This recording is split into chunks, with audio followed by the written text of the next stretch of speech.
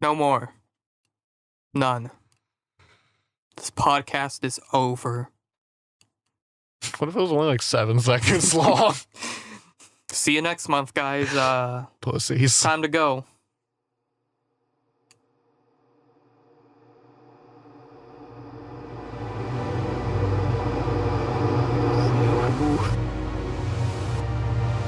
Shut up. Boys, shut up. Didn't know you could do that. I have powers that you could never imagine I have. Just pulled a bar down and silenced it. That's what I do for a living. What if you could attach a mixer to a person? Just turn them down. Silence. Just add effects to them. Just like reverb to real Change life. the EQ of their voice. Yeah, so they're just talking and then it's just like... It would be super funny. Or just fucking mute them. Or solo just their voice, so like all the background ambience is completely gone. You plug a stomp pedal into their ass. They're just talking. You hit the pedal and it's just like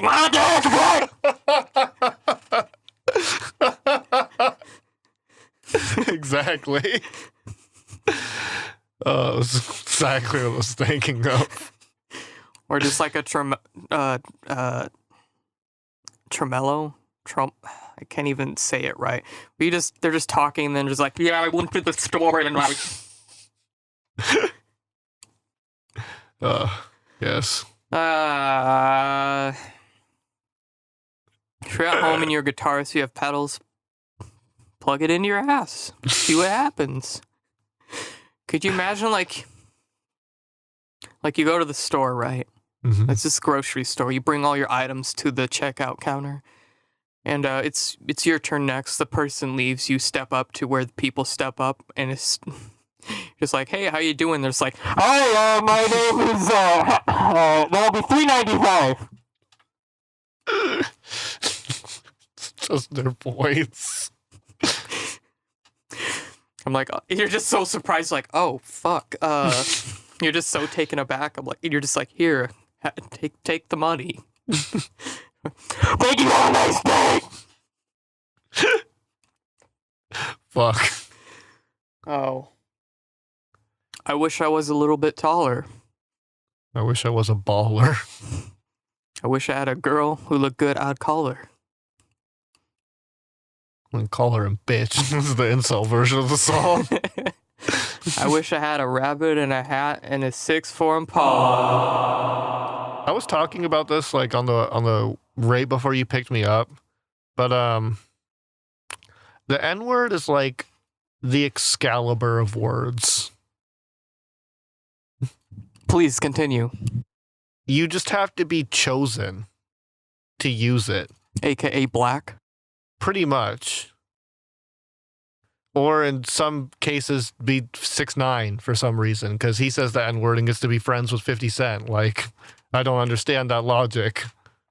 The world is an interesting place to live in. But Papa John's... On the other hand. So I found out what happened in Papa John's sense. Yeah. He was quoting someone. Okay. What does that mean? Like, he wasn't saying... Like, okay. And it says he wasn't saying the N-word himself. He was quoting someone that had the N-word in the quote. Where do you even say it? I don't even... It wasn't like a marketing call. So that, like, what I'm saying here is like a private call. No, like a marketing call. I think it was like maybe like, and my brain says like a group call where they're talking about like marketing and stuff like that. Did he say the hard R? I think the quote involved the hard R. Which is also like, I feel like you can make the argument that you're quoting something, but if the quote involves the hard R, you lose a lot of ground in your argument. You had one word you needed to not say, and you said it. Yeah. I don't know. Like, I don't know. I feel like if you could have clearly made the point across without saying the word. But, like, this is what I'm saying. It's like, in essence, if the N-word was Excalibur, 6ix9ine walked up to it and just fucking yanked that bitch out and throwed it to the heavens. And Papa John's went up to it and laid a finger on it and disintegrated immediately. He's off the pizza box. Like, I don't know if I should cut this whole conversation or not. nah, keep it. I'm gonna make it an executive. There's no way. This can't be offensive. It's an observation. There's not like it's not like we're saying that it's okay to use the N-word. I'm making an observation that in 2 different scenarios, someone who is vehemently using the N-word is getting off very successfully, and one person who quoted a quote with the N-word in it had to quit his job.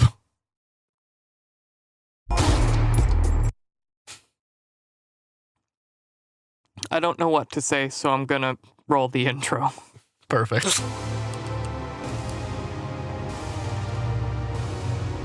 Cool boys!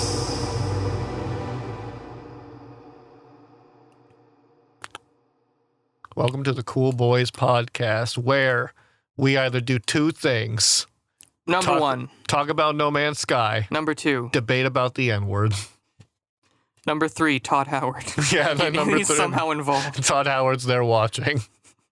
From Todd. I need to get some Todd Howard quotes and From put it Todd in this Tower. goddamn soundboard. Fuck.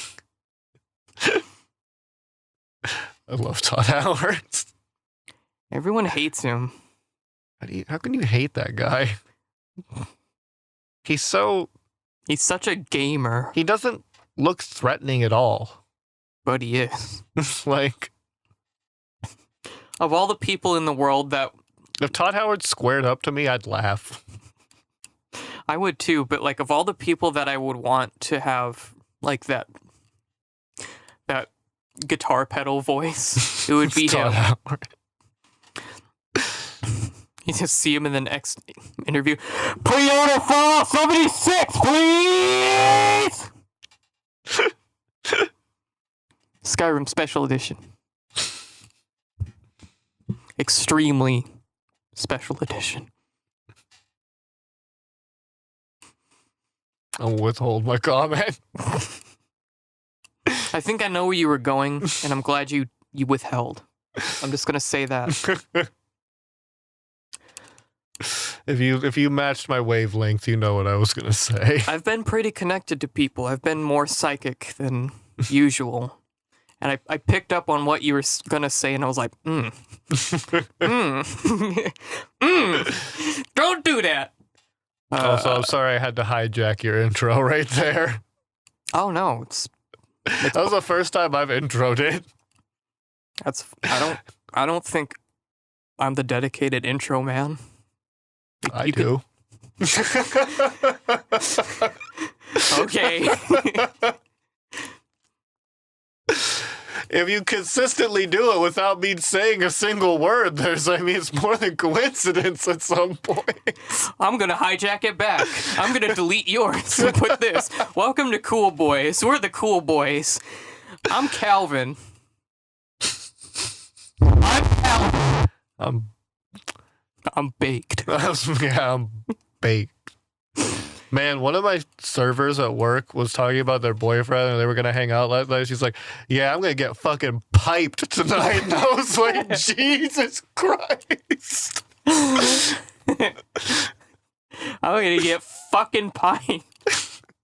I was like, God damn. It's like, why can't I be dating you? That's a strong intro to a conversation. Yeah, I'm gonna hang out with my boyfriend and I'm gonna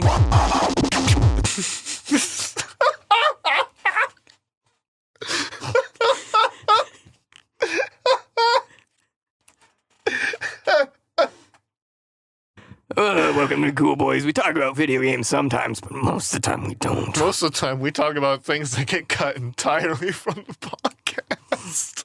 We know. You'll never know. Like, fun fact, the E3 episode was like 4 hours long, and I'm Literally. pretty sure an hour of content got cut from that podcast. It was like a good 30 minutes. I'm not even joking.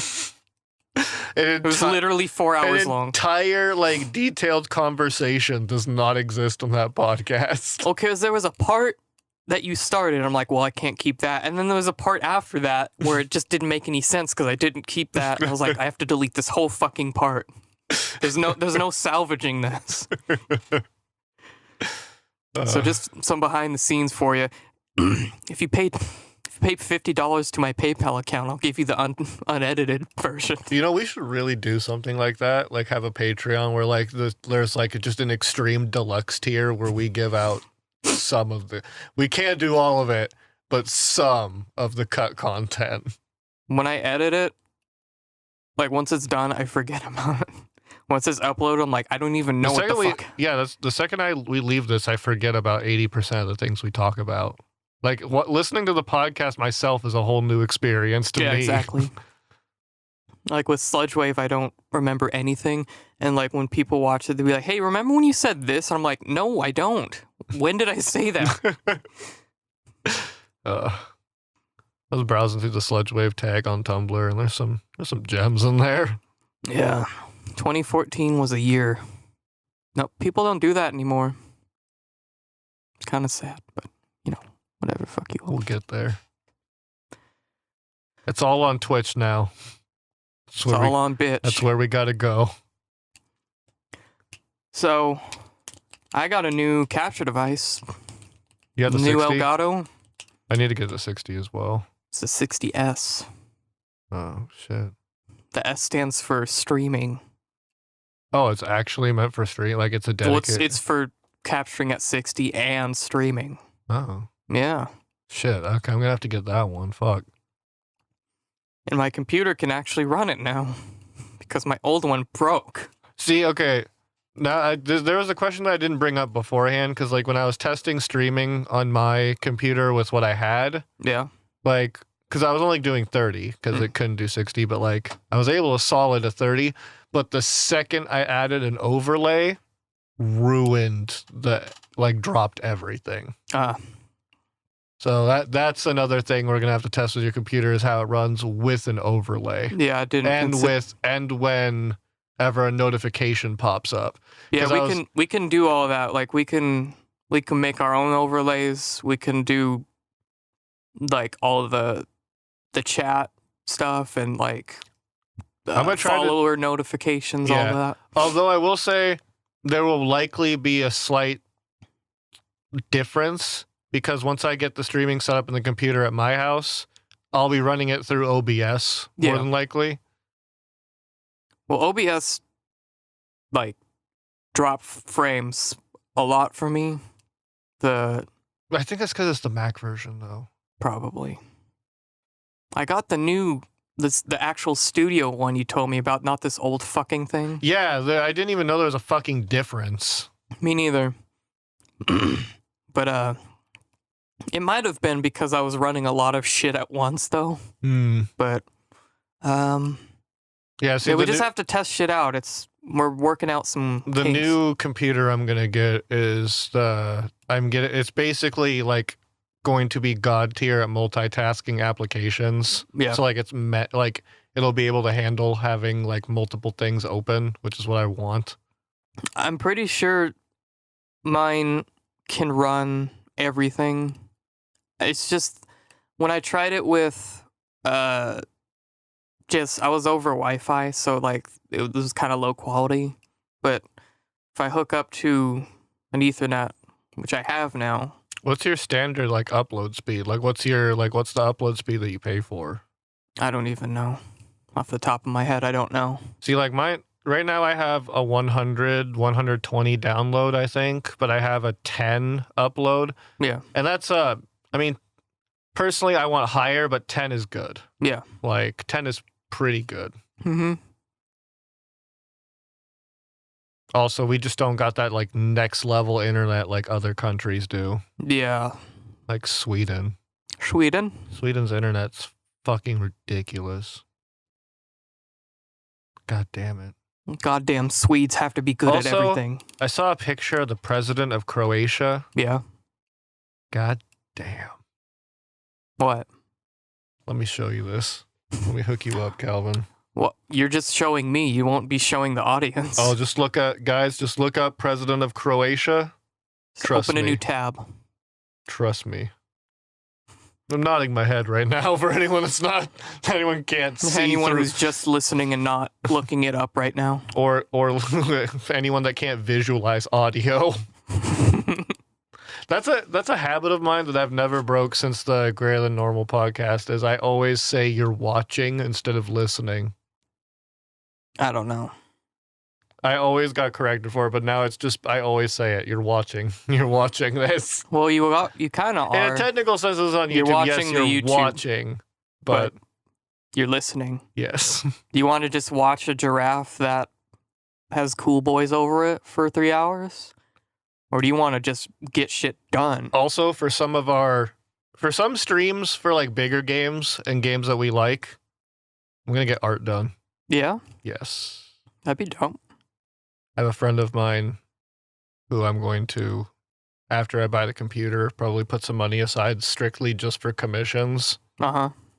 Have them commission stuff for us. Commission these nuts.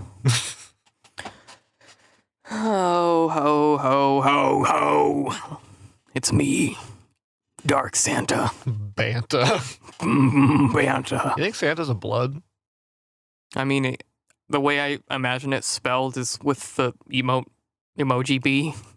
What if Santa, like... What if it's Christmas I think I know where you're going. and a gang war is happening I knew it! between the Bloods and the Crips? And, like, the Bloods are, like, severely outnumbered at the moment. And they hear, like... And they're just getting, like, a hail of gunfire. And they just hear, like, sleigh bells overhead. Just... I hate when it does that. And, like, the Crips are looking up, like, what? And then all of a sudden, all of them just get gunned down by Santa. He's just got, like, an AK-47 or something. And lands by the Bloods. And they're like, Santa, you saved us. Banta. And they're like, he's like, of course. And then he does the blood signature on his hands. So it just seems the visual of Santa doing the blood hand sign. With his, like, mittens. Like, not the one where you just do B, the one where you spell blood on your finger. It's so ignorant. Banta Bloss.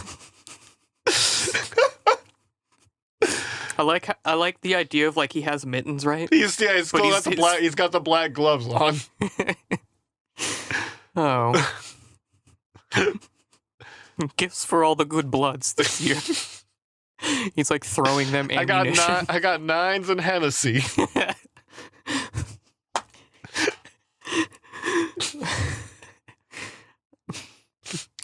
I wanna go into a joke that, like, oh, leave out your first Banta so he'll leave you presents. Under the Glockmas tree. The Glockmas tree? Yeah. It's like a Christmas tree, but you hang your Glocks. The Glockmas tree.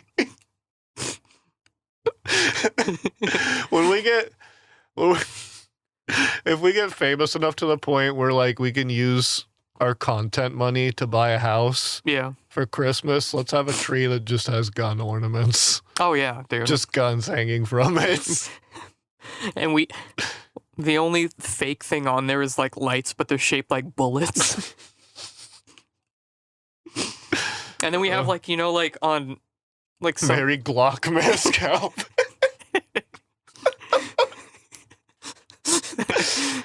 Like, you know those, like, belts of bullets? They're, like, strung bandoliers. around. It's strung around, like, tinsel or some shit. And on the top of the tree, we just put a red bandana. Just every holiday, we just have a gun-related version of the holiday. Macaween. I was thinking of Strapaween. Oh, that's better. I like that. Oh, so funny.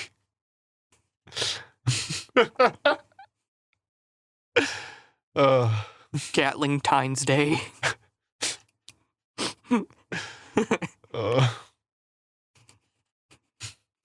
Knife years. I was gonna say 4th of kunai. 4th of kunai. But I was like, wait, is this limited to guns or I what? guess we could bring knives into the equation. Knives can be funny too. You know, like in Naruto, they wrap the kunai in like explosive papers and they Yeah. throw. That's what we need to do. I'm fine with that. They just throw them up in the air and they just.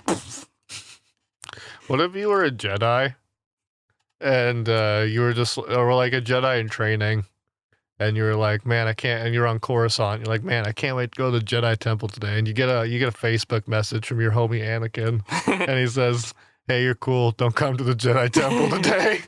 You're just like, oh. And you're just like, I knew there was a reason to be nice to him. I knew this day was coming. Jimmy brought a lightsaber to school in his backpack.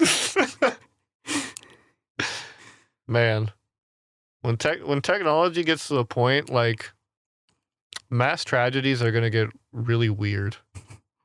How do you think?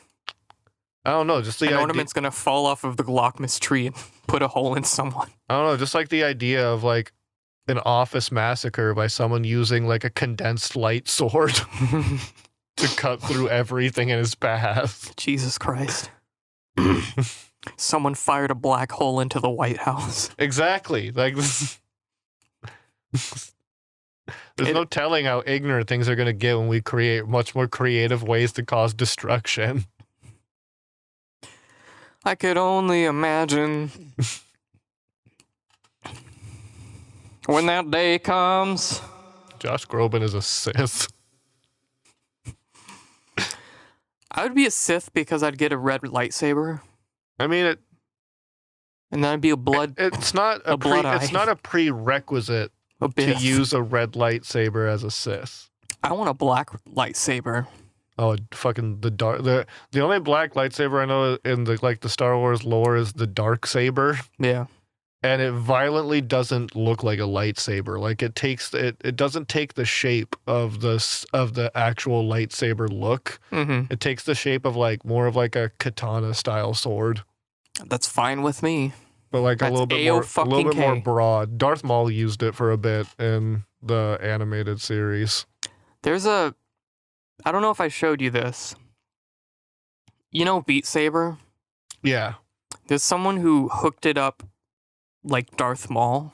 Yeah, a lot of people have been doing the new like Darth. I thought that was a mode because a lot of people are doing like what's called a Darth Maul run. Yeah, I don't know, but like if someone's really good at it, it's mesmerizing. It's really intense because it's like you have to hold it staff style, like yeah.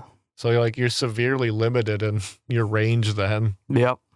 But still, it's like when they do the twirl shit and you're like, oh! Beat Saber is just like the new audio surf to me since you can just like put any like thing in it. Yeah. I just like my two favorite ones are when Goku goes Super Saiyan 3 and the world's loudest nut, which is always the best in any type of you can add your own audio to the audio game. My favorite is Critical's fart. Someone put Critical's fart in it. Yeah.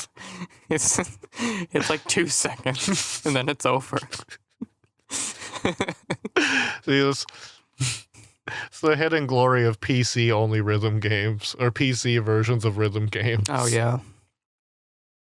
Fucking A. All right. Let's move on from. Man, we're not good at this. We're not supposed to be. This is our thing. We do it for us, remember?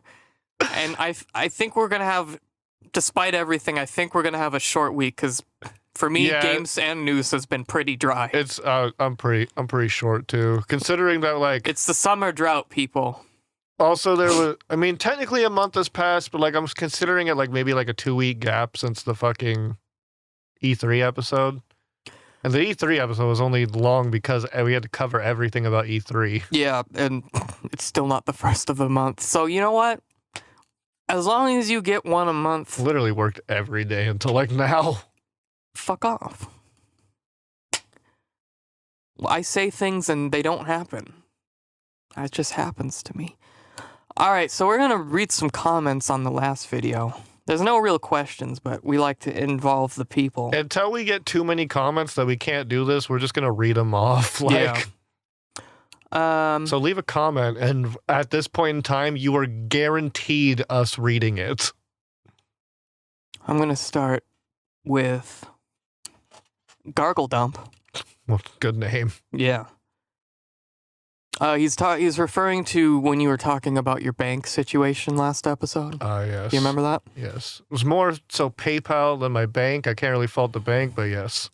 Yeah, he says, dude, that bank shit happened to me twice. It's fucked up.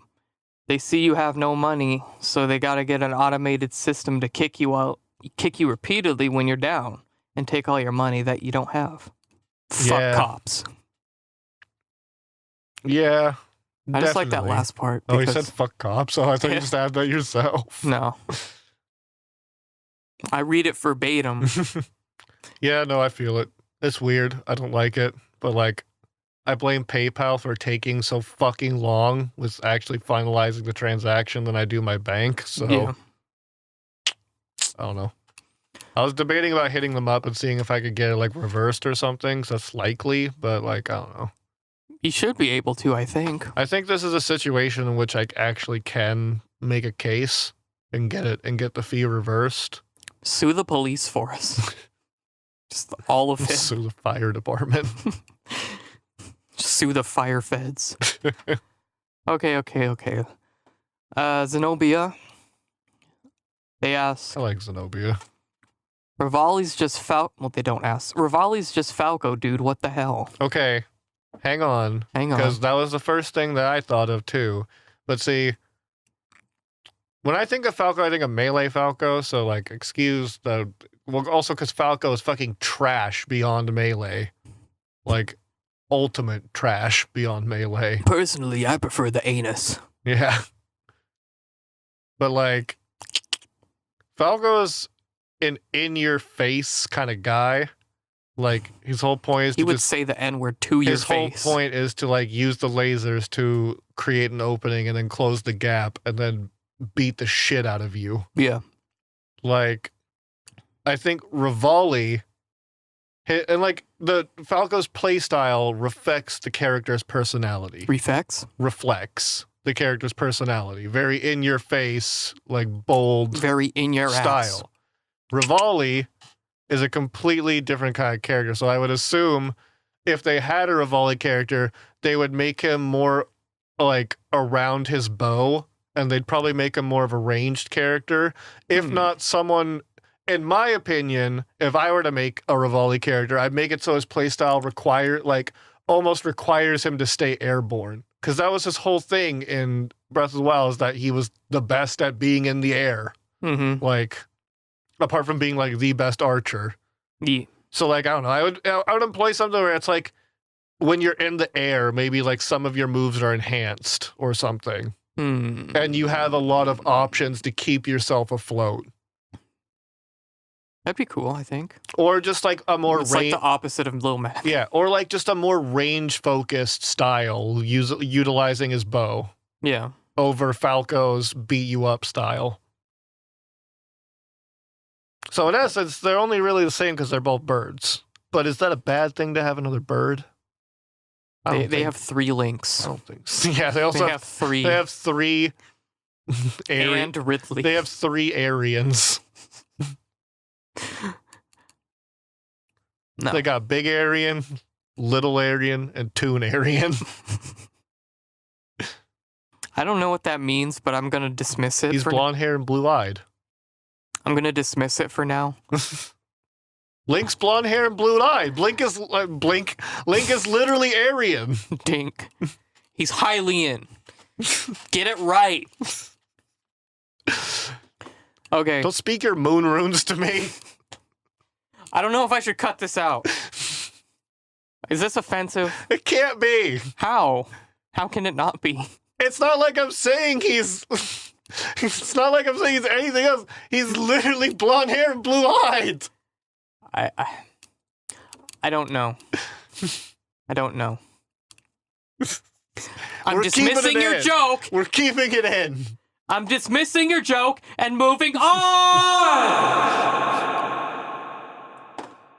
This next comment's from Raspberry Chainsaw. They actually fixed a lot of the Division, TM, and added tons of new stuff and activities, like monthly events and stuff. It's actually a playable game. And then in not quotations, parentheses. Nothing like what we were initially shown, though. So I guess they improved it. I don't care enough to go back and look, though. Here's the thing. That's cool for anyone that was that interested in the game. For me, all I can think of is the same how I feel about No Man's Sky, which is too little, too damn late for me. I was gonna say something along those exact lines. Like,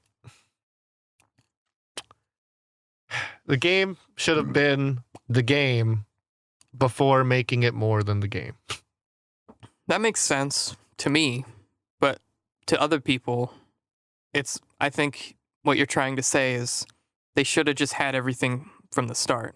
Or at least everything that they said and then built upon it. Yeah. Not building upon it by adding what you said would be in the game in the first place. No Man's Sky. Also, like, I also realized something. Destiny should have really learned from Warframe about that whole 10-year plan thing. Because Warframe is literally the example of the 10-year plan on a game working. I have a news story about that, so I don't want to get into that. Okay. We can later. The last comment we have for this video is from Roast Fellow. Roast Fellow. You think Homer Simpson trims his ball hair, or do you think he got the beard balls?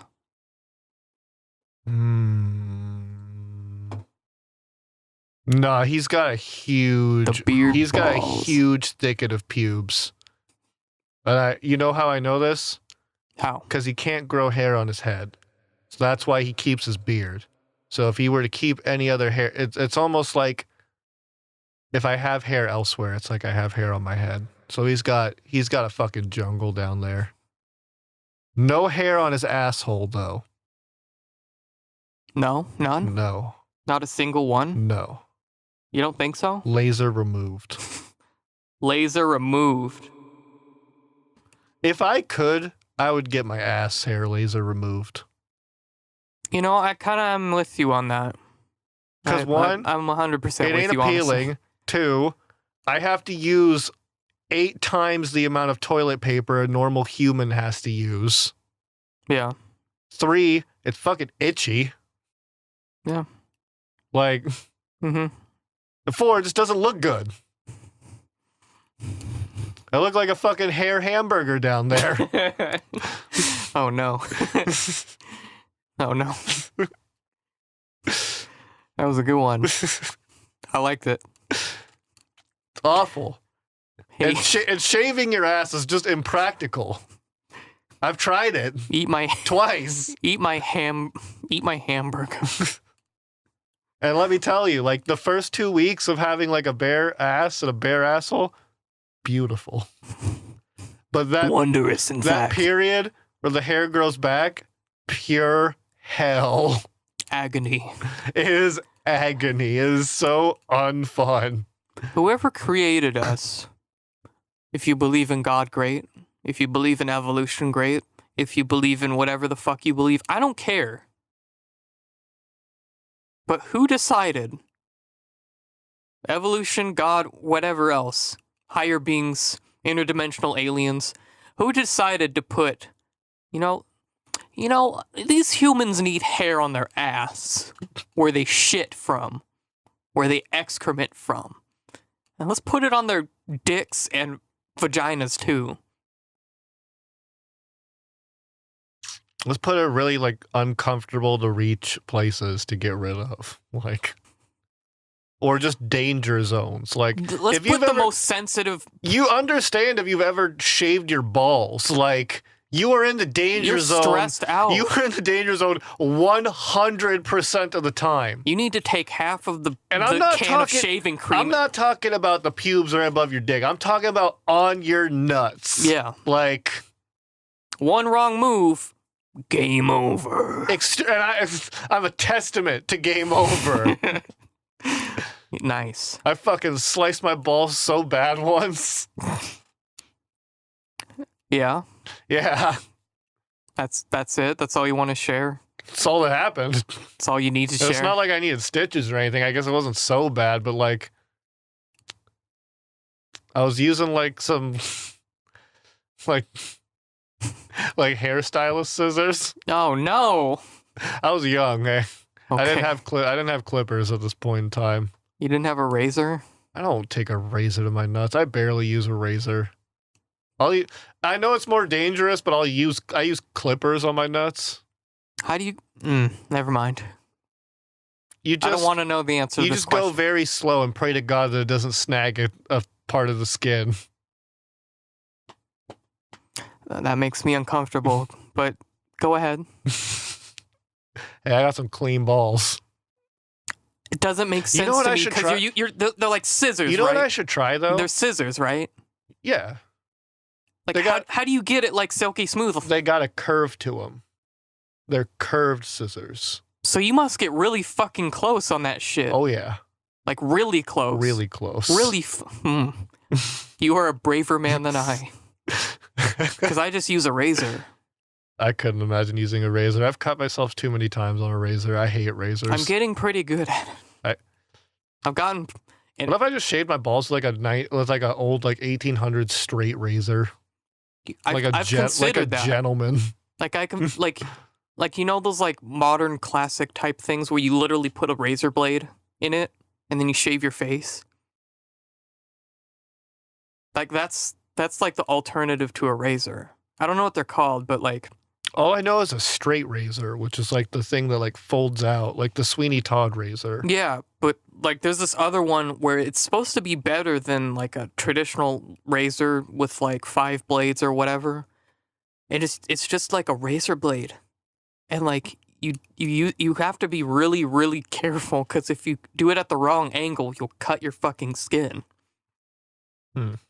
But it's like so much better apparently. Like you could take like all of your cheek off in one swoop if you're good with it. See, I don't like. That's why I use fucking I trim like with those clippers because I don't like shaving all the way to bare. Yeah.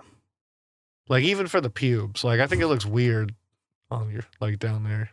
I'm not gonna comment on that. Like for anybody out there wondering, I'm gonna timestamp this. It ain't a full bush scenario,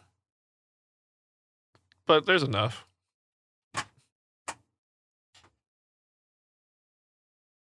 That's how Lost my train of thought. That's how it should be for everyone. You think so? I mean, I think you should have some hair down there if you want, but I don't think it should be a jungle. Like that's kind of just like. No, I understand. You wouldn't let the hair on your head get to that point. You know what I'm saying? Like, it's kind of unappealing. Like, some hair, no hair.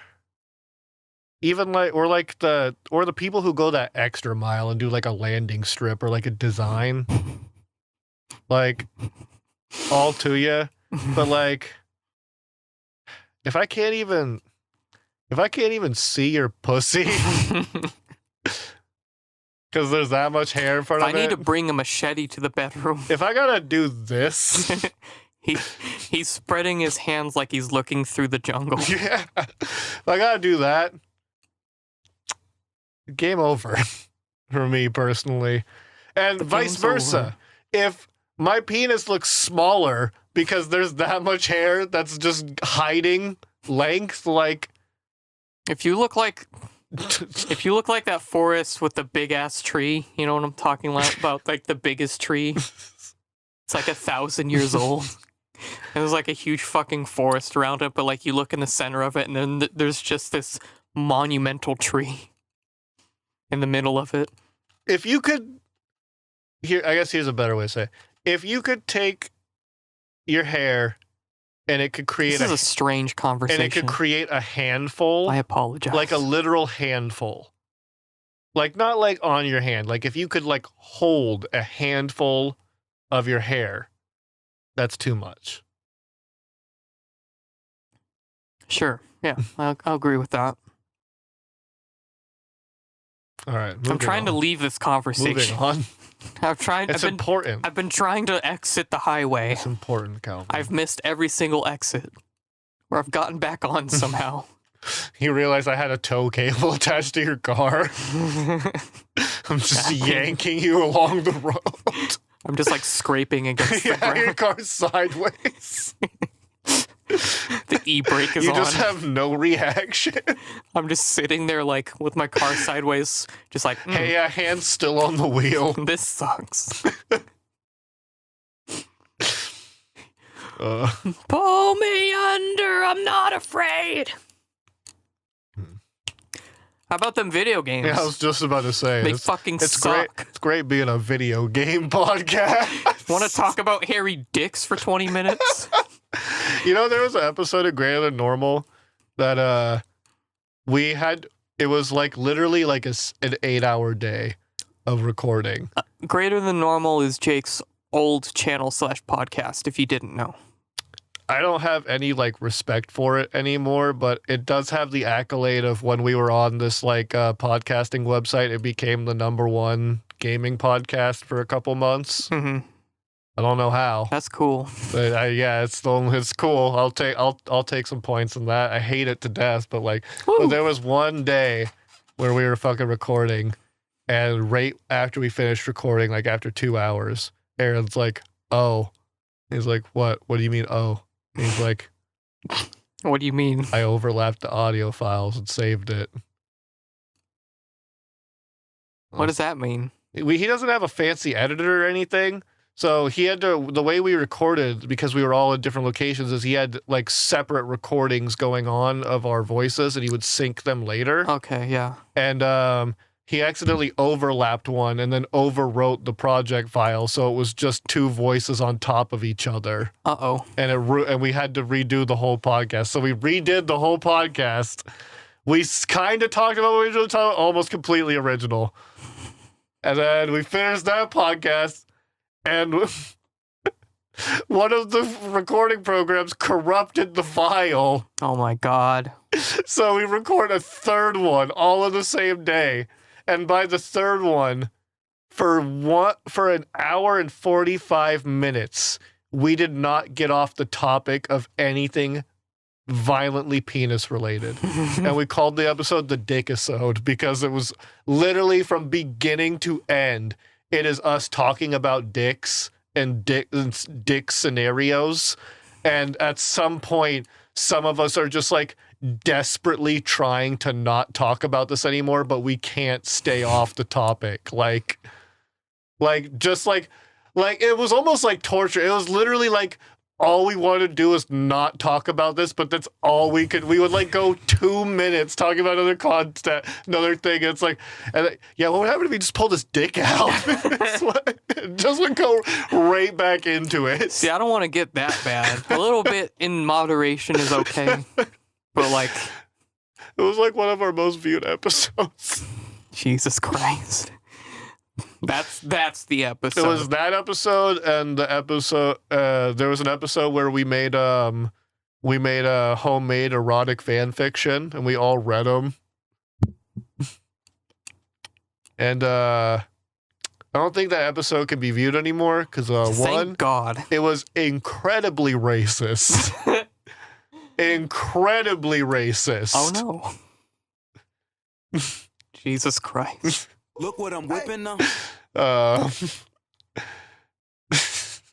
And the one where Austin and I went on like a 40-minute rant on how Assassin's Creed 3 is the worst game ever, and that Connor is one of the worst characters in existence.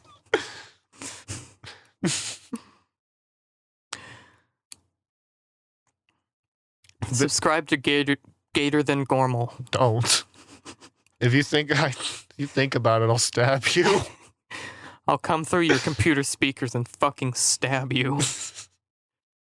And I'll put an eyeball in your stab wound so then you'll see out of your stab wound. So you can see. And then you'll be like, I don't know if this benefits me now or what. And you'll be Third eye. You'll be confused. And I'll poke it out, and then you'll be the real third eye blind. All right, let's talk about video games. That was like a 7-minute. What have you been playing? I don't know where to go from. I don't know how this podcast works. I've been at it for like what, 2 years? Off and on. That's weird. I've been doing Sludge Wave for 4. I know. I just keep thinking in my head, like, as I'm getting this computer, like, almost bought, I'm just like, wait till you fuckers see us take this seriously. That's not gonna happen. I was like, just you meatballs, wait. You fucking meatballs. You have no idea what's coming. Prepare for the end. Ugh. Like this is the fight right now with the anime villain that's like testing my power level. But like, what? Am I too close now? No. I was trying to tell you to move the mic so you can relax and be close to the mic. This is my power stance. Okay. Do what you're doing then.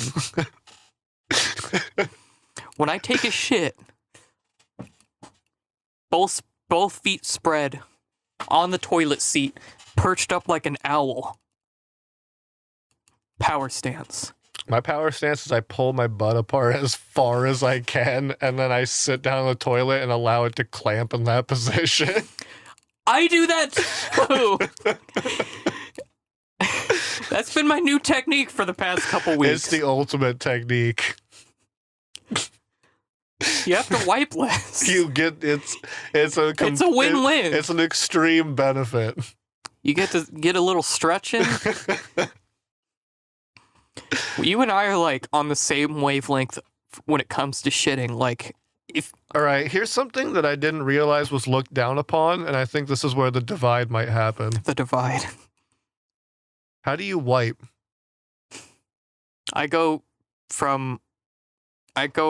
front to back, like away from the balls. All right, here's the question: are you still sitting on the toilet? No, I have to lift up one side. You stand? I don't stand. I just kind of like I'm sitting, and then I lift to one side, wipe, and then sit down. I see. Well, I wipe, I look, and like, oh, need to wipe again, and then I sit down. And all right, are you ready for this power move, Calvin? I hope you're about to change my life. Back to front, full standing. Really? Yes. Why? I can't reach back there when I'm sitting. I know, that's why you kind of lift up on one side. Not enough. No? No. And I can't do front to back. Like, the angle just doesn't work for me. I have to do back to front. See, that's all I knew.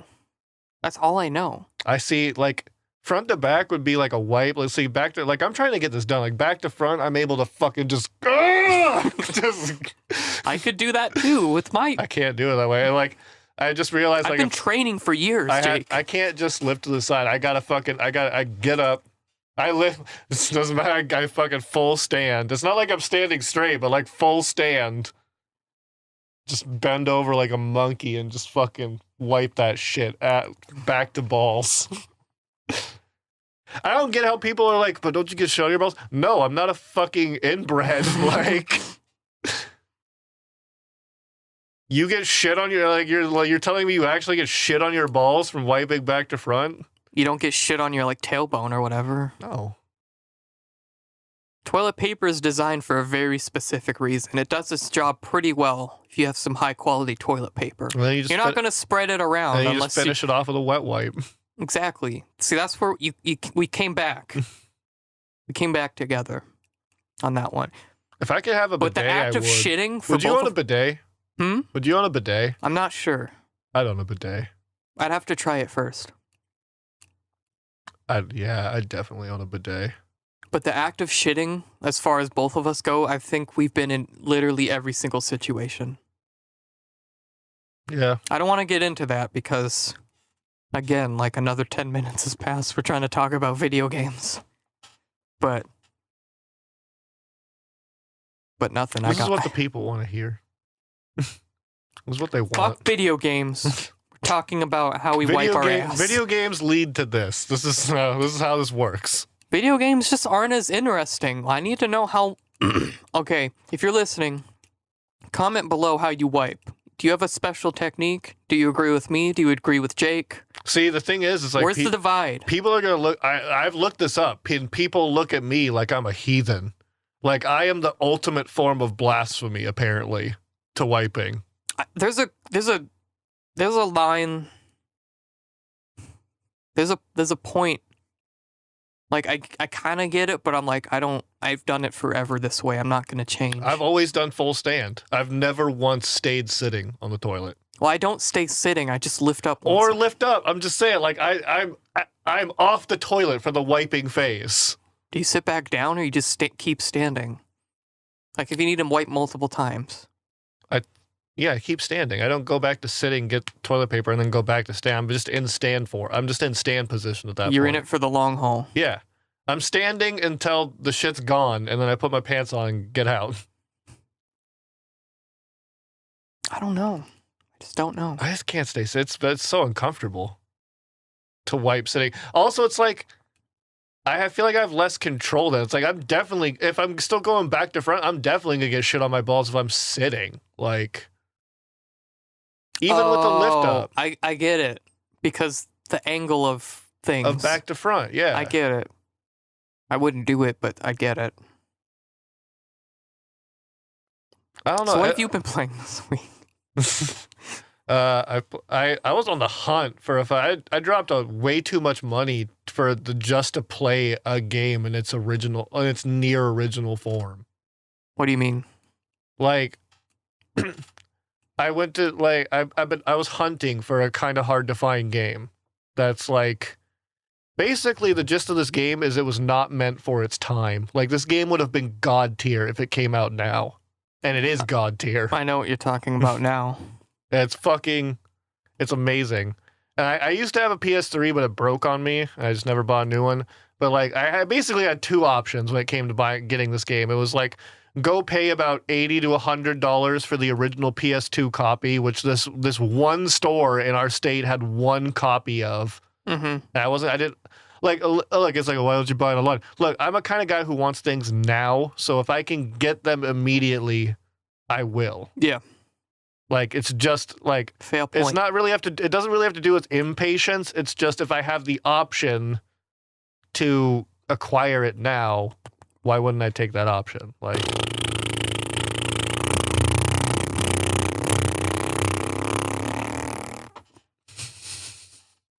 Calvin flew away, everybody. What you doing over there?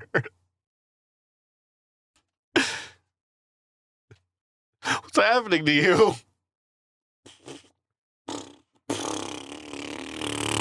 I'm back. Okay. I'm so confused. Sometimes you just have to go away. I'm hitting puberty. But yeah, I was either get the PS2 version of the game and play it on... play it on Calvin's PS2, because I still have Calvin's PS2. Yep. It's taking great care of it. Good. Still on the final hour of Persona 3. I want you to beat that game and then beat Persona 4, and then I want that shit back. I don't care how long it takes. There's a prerequisite for letting you borrow that. What if it's like 40 years later? I'm just dead. You're at my funeral. I give it to you. I give it back. Fuck. But see, if I got it on the PS2, I wouldn't have been able to stream it as easily. Streaming older games on composites is possible, but I would have had to buy a whole new card and everything strictly for that game. You have the original Elgato? Yeah. You could get composite hookup for it. Yeah, I just didn't want to. I mean, I have a composite. I just didn't want to do that, you know? Sure. I just wanted a more 1080 version. A bit like, even if the game itself wasn't in 1080, you know, just like the everything else is. Did you mention what game it is yet? No, not yet. I was about to say. Okay. But so I decided to, instead of doing it that way, I just bought a PS3 off one of my friends for like the same price the PS2 game was. Mm-hmm. And I bought it on the PlayStation 3 store for like $10. Because it's on the PlayStation 3 store for $10. It's not on the PlayStation 4 store. It's fucking stupid.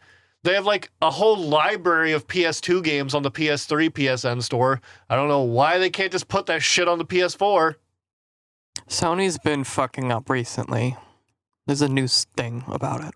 Ugh. That could spark a conversation. Makes no sense to me, but whatever. I'm now using the PS3 to play a shit ton of PS2 games right now. So, but it's God Hand.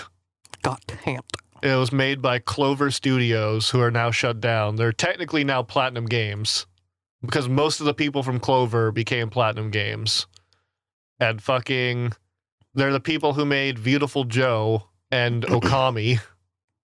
Both incredibly stylish games in their own right. They know how to do it. This game has such a history. So it's like, this was the last game for the studio before the studio got shut down. And they're riding off of Beautiful Joe and fucking Okami. Like, just like, keyword, they're riding off of Okami. Like, Okami was fucking a big, like, it wasn't like, you know, like the Jesus of games, but Okami was like a big deal for like stylish art action games. I remember seeing it back on G4 on the show called Cinematech. Yeah, like people really liked Okami.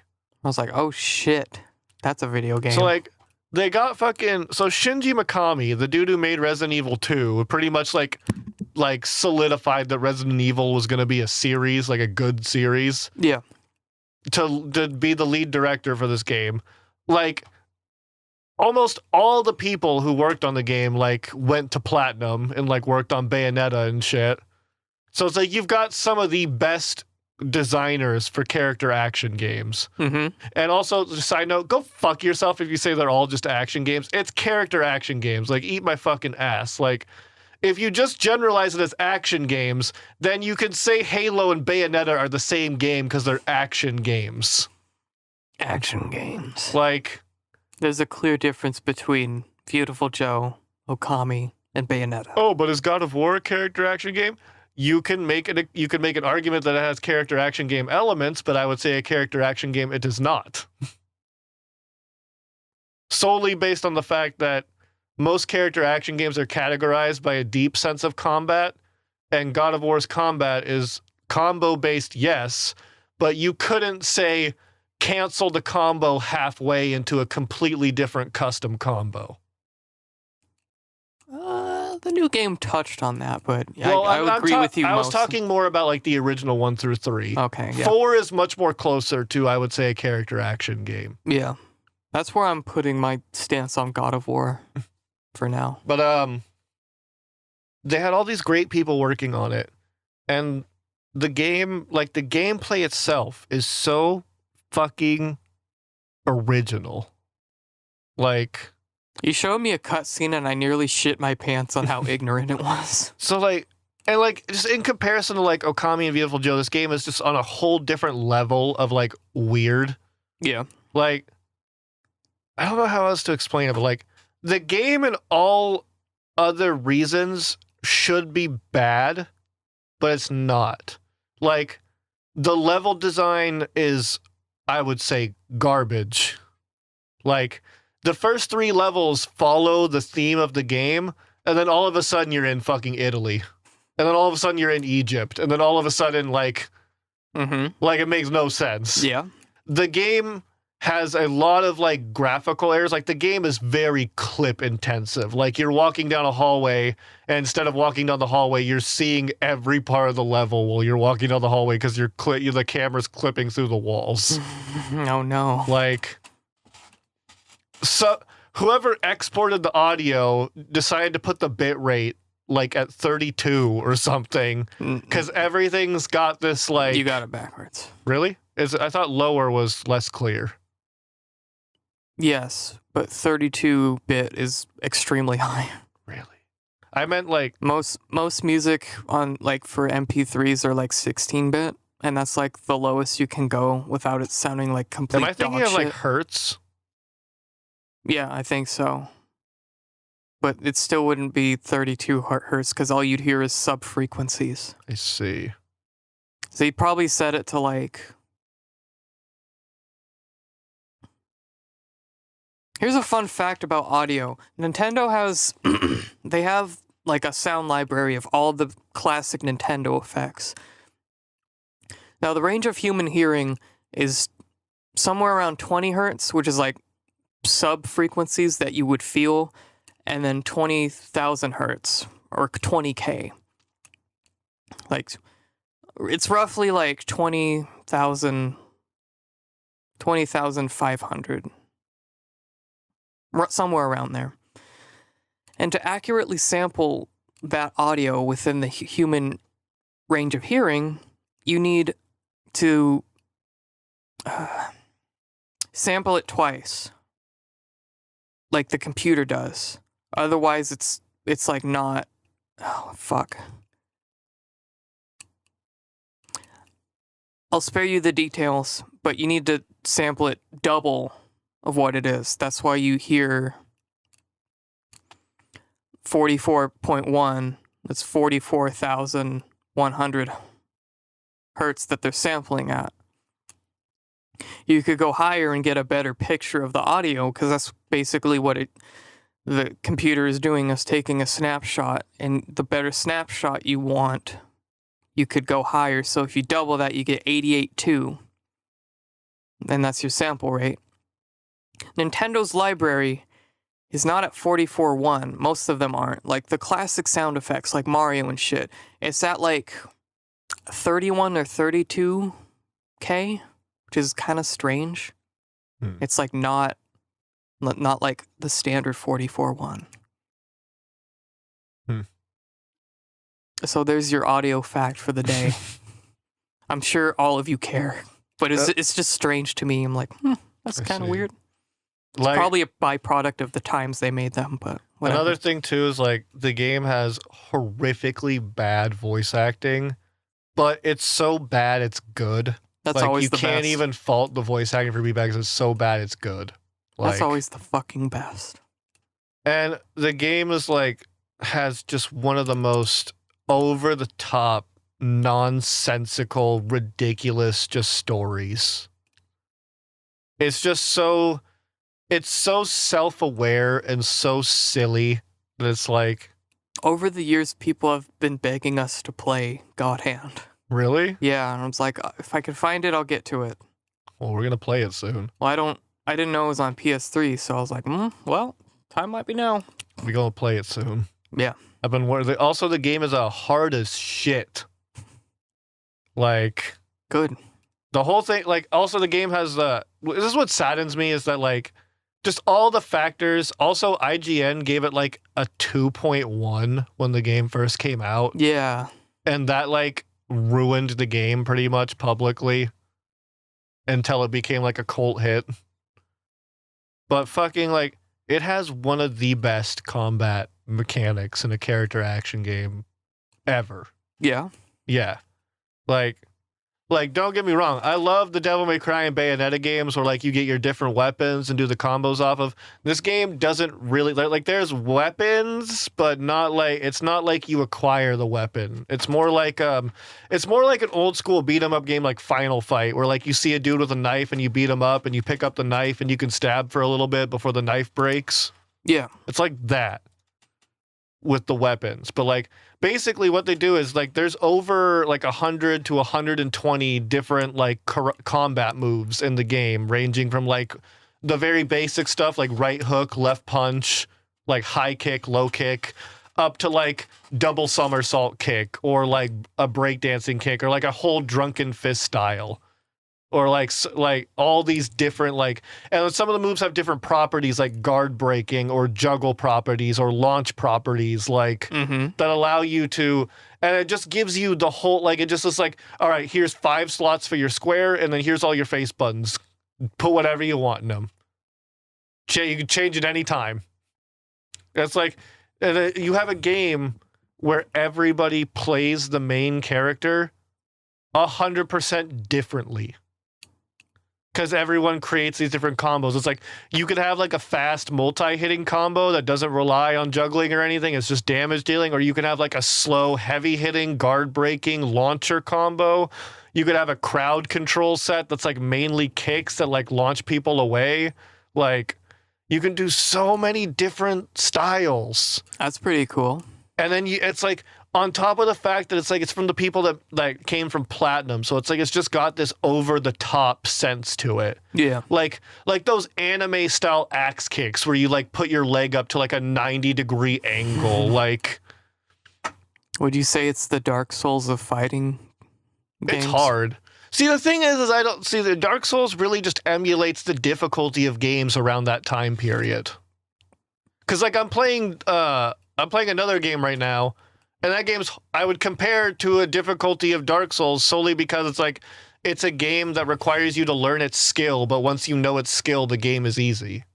Sure. But like, it's the ability to like, to build off of that skill to become like, it's a game that gives you all the tools to never get hit if you're good enough.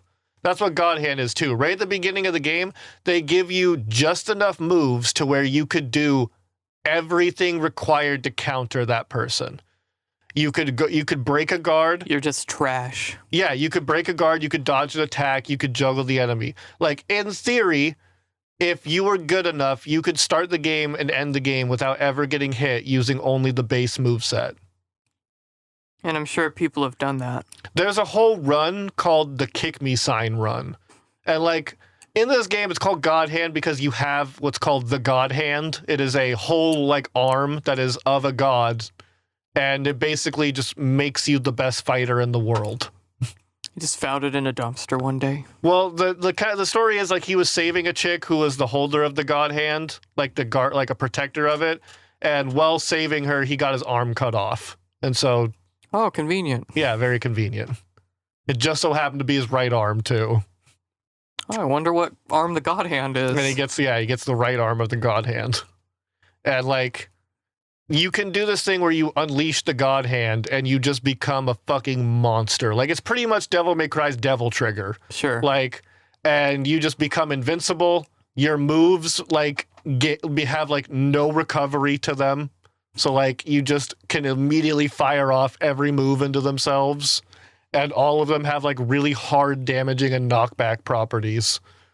Interesting. But, like, in the second mission of the game, the supporting character puts a kick me sign on you, and the kick me sign will go off if you activate the God Hand or if you do what's called the roulette. And there's a whole slew of special over-the-top super moves in the game called roulette moves. And the way why it's called roulette is you add them to a wheel, and when you go into roulette mode, like, time slows down for a second, and you have like 4 seconds to spin this wheel pretty much and pick a special move off the wheel. That reminds me kind of like it's a Final Fantasy VII game on the PSP. Oh, I can't remember the name. But there's like a slot system that's going on while you fight people. And if you get like 3 in a row, you get some special bonuses. Like you heal yourself. Or Yeah, attack. it's not like an actual slot where you don't, where like it spins the wheel and you don't pick the special move. Like you're actively spinning the wheel yourself and picking the special move. Oh, okay. It's just in a wheel. They just call it the roulette. Sure. But like some of those moves are so fucking dope. A personal favorite of mine is just literally Ball Buster, where you just fucking just reel back and just kick them in the nuts. Nice. But the funny thing is like there's female characters that you fight throughout the game, and if you do Ball Buster on them, it doesn't work. It's a nice detail. They actually, like, when you do it while you're in recovery from Ball Buster, they taunt you and do a special counter to you that's only related to if you do the Ball Buster on them. I think if you got kicked in the puss.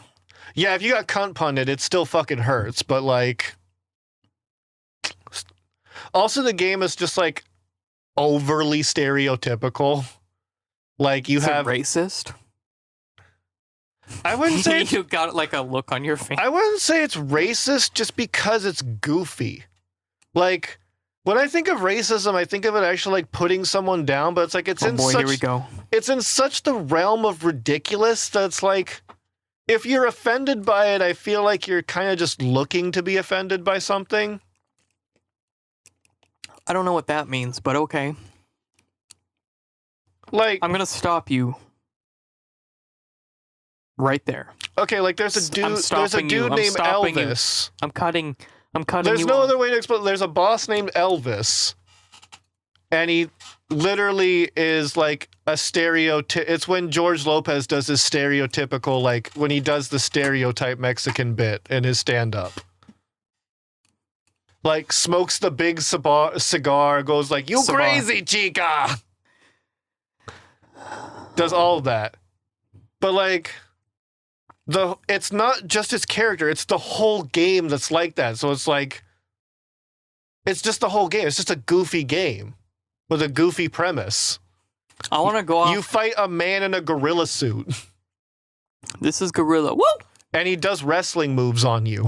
So have you been playing anything else? Yeah, I just want to say, if you have the ability to play God Hand, fucking play it. Like, it's got a really weird control scheme. It takes a minute to get used to, but you realize that it's meant for that game, much like how a GameCube controller is meant for Smash. Yep. Like, Yep. is meant for that game. Yep. Like, if you like character action games, I think this game was like a magnum opus of character action games. And you can see where, like, a lot of other character action games from Platinum were influenced. Like, there's a whole system in God Hand called the Pummel system, where if you beat up an enemy enough, you can go into this mash mode where you just beat the shit out of them. And it's literally directly related to the climax system from Bayonetta. It's the exact same thing. That's pretty cool. Oh, but it's so bummer because it's like it's such a niche game and it just has no like it just had no following for so long until like now it seems like that like we'll never see like a successor to this game. Too little, too late. Like we'll never see a successor to this game or like a spiritual successor. The only thing that's close to a spiritual successor is the game Absolver because it has the same style of like inputting each button input on like a different move, you know? But it's not God Hand. It just has that mechanic. Like I it's completely not God lost Hand. you on that last one because I hit the sound effect on accident and it was just all encompassing. The other game I'm playing is since Devil May Cry 5 was announced and is coming out. I only really played Devil May Cry 4, but I really, really liked the Devil May Cry series. So I bought the HD collection and got 1 through 3, and I've been playing those. I want to stream the entirety of Devil May Cry as well, like all the Devil May Cry games, but I am playing through them firsthand because that is not a game, in my opinion, that you play blind. I feel that. Because on a spiritual level. Because I've learned, and this is just from games that are around that time, and specifically games that were developed by character action people, like the fucking Hideki Kamiya was the guy who created Devil May Cry. Mm-hmm. The man, the myth, the legend, the guy who calls people insects on Twitter.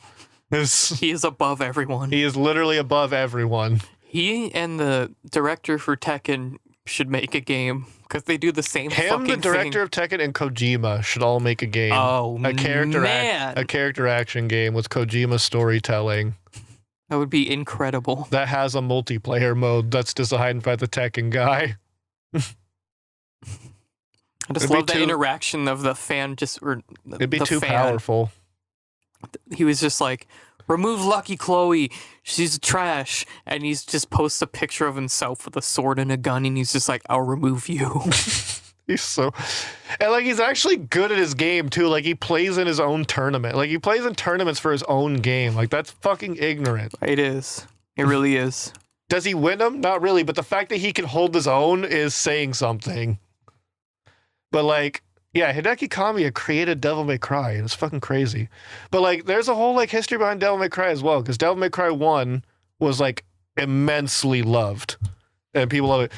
And then all of a sudden, they decided to be like, oh hey, you know that game Devil May Cry that you created for us? We're gonna give it to this guy, and he's going to ruin it.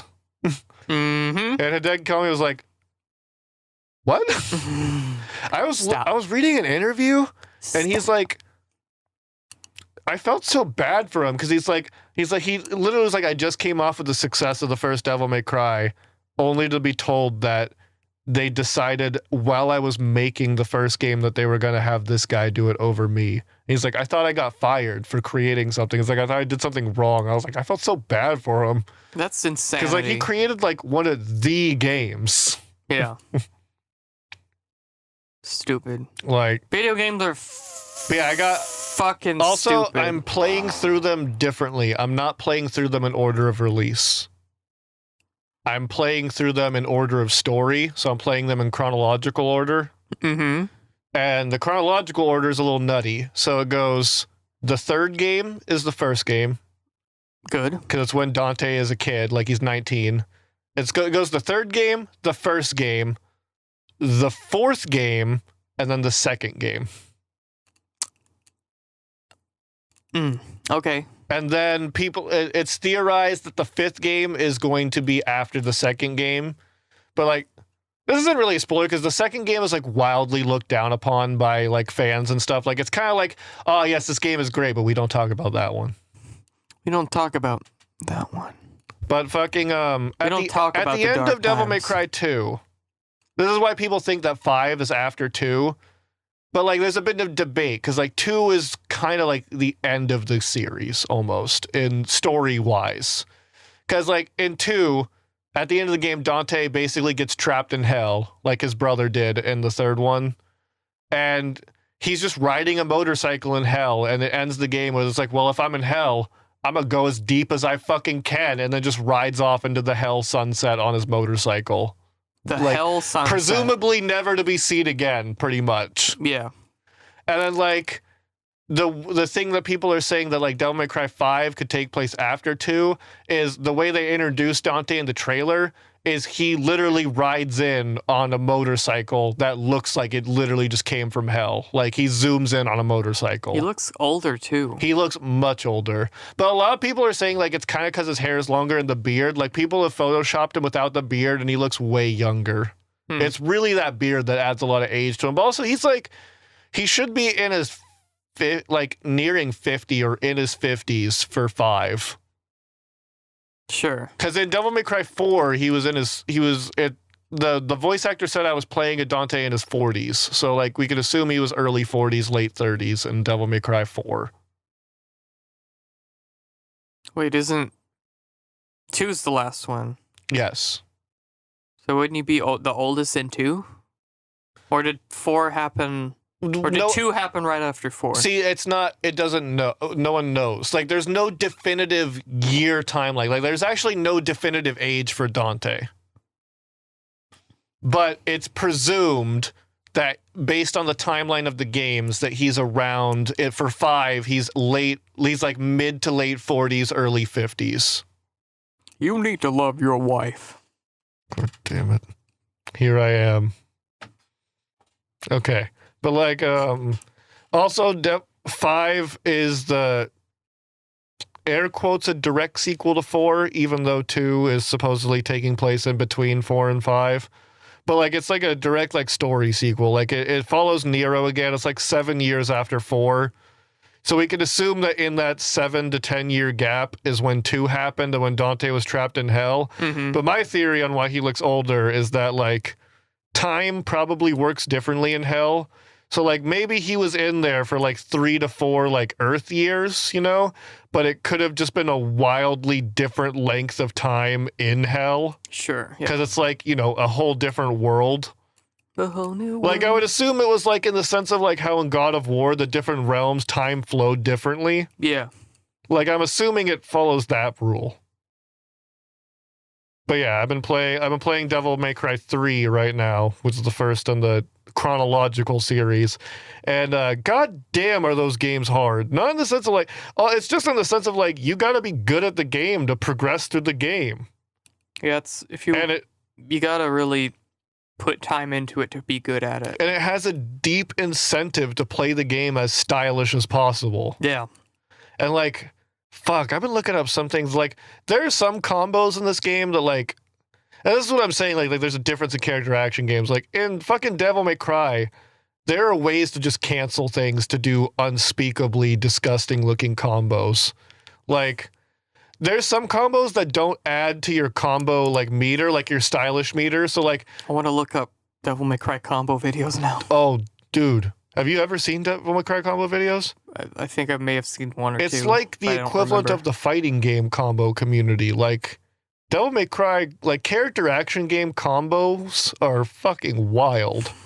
But like, there's this one combo I've been learning, which is like this jump cancel. So like in Devil May Cry, if you're in the air and you're landing near an enemy and you press jump, you'll kick off the enemy, like you'll jump off them. Yeah.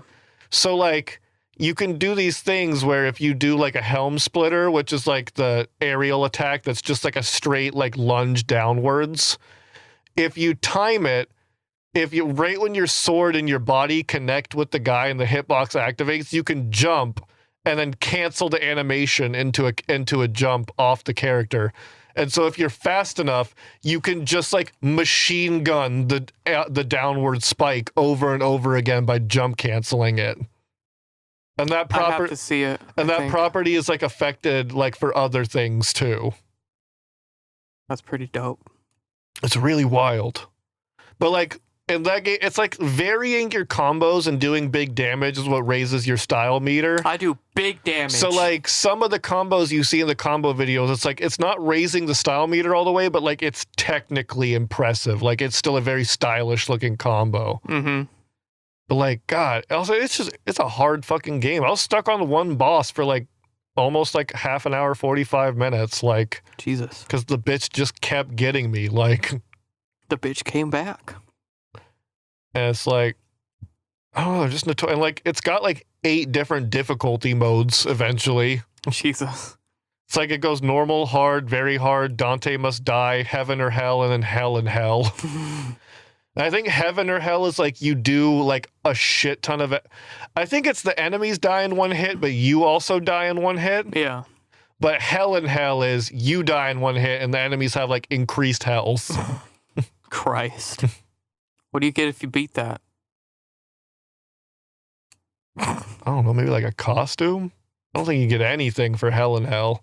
I know I know for some of the difficulties you get new costumes. Like that's always a big thing. Yeah. But like for like the near impossible difficulties, I don't think you get anything. That's great. Video games, they fucking suck. I mean, it's just there to challenge you yourself, like at that point. Sure, yeah, I get that. Like any of the difficulties that have a reward were the difficulties that the developers thought were like, yeah, that's okay. And then they just added those extra difficulties. It's like, here's if you want to be a fucking masochist. Like the difficulty itself is the reward almost. Mm-hmm. I get that. You been playing any other shits? No, that's it. That's I'm it? playing Devil May Cry and God Hand. I've been on a huge character action kick. Sure. I just want to get good. I just want to get good and stylish at both Devil May Cry and God Hand. So when I or we stream them, it's a fun to watch stream. Yeah. Instead of just getting our ass beat. I feel confident I can because I play God Hand pretty stylishly already. I've ingrained my moves into God Hand. But Devil May Cry is gonna take a minute. I am fucking dying left and right in that goddamn game. I'm gonna eventually learn some cool. I'm learning the combo video strats. I'm not trying to learn the in-game combos. I'm just going right off the beginning to try to learn the advanced combos. Yeah. Cause God, some of them are fucking cool. Mainly the jump cancel stuff. The jump cancel like multi-aerials like look so cool. I've been playing Celeste. I thought you said molest. No. Celeste. What is that even about? Have you seen it? Nope. No? No. I think I saw the cover and I was like, oh, all right. It's a 2D platformer. Uh-huh. And the whole thing is like it's reasonably difficult. Mm-hmm. The hook of it is you can jump once and then you get like a boost jump. So it's basically a double jump. Mm-hmm. And they do so many different things with that mechanic. It's pretty fun. You can Wait a minute. you can wall jump. Are there strawberries that you Yeah. can collect? I've seen this game. Yeah. Donkey did a video on this game. Yes. Okay, yes, I know what you're talking about. And there's hidden tech in this game that like it's not mentioned at all. I see. Like if you jump and then you boost down into the ground and jump again, you get like a really far jump. And that's just never explained ever. Are there puzzles that require it though? Not really. Or is it more of just like just with the mechanics of the game, somebody discovered it? No, here's the thing. That's all intentional because the devs are speedrunners. Oh. So they have all this tech in this game that you can figure out and then like speedrun the game. And there's a mode where it like takes all the cutscenes out because there's a story as well. You're supposed to be climbing this mountain called Celeste. And like it takes all that shit out and then you could just go. You can just fucking go. And like all the areas have their own like their thing. Like one area has like wind. So like you have to either time it with or without the wind to make the jumps. Or like use the wind to maneuver across the platforms. And there's like boss fights. Oh, okay, I was just about to ask that. Like boss fights, but like the thing is with them, like you don't really fight them. You're just trying to get through the level without them like killing you. I've only encountered one, but I'm gonna assume there's more. But it's just really fun. You die a lot if you're not good at it. But it's kind of like a Meat Boy situation where you start instantly over. And then like you just keep getting better and better at it. And it's kind of like there's like a lot of like reactionary situations. Like there's spikes. Spikes are like your biggest thing. So like, and there's like this one level where you get in a bubble and then like the bubble shoots across whatever direction you want.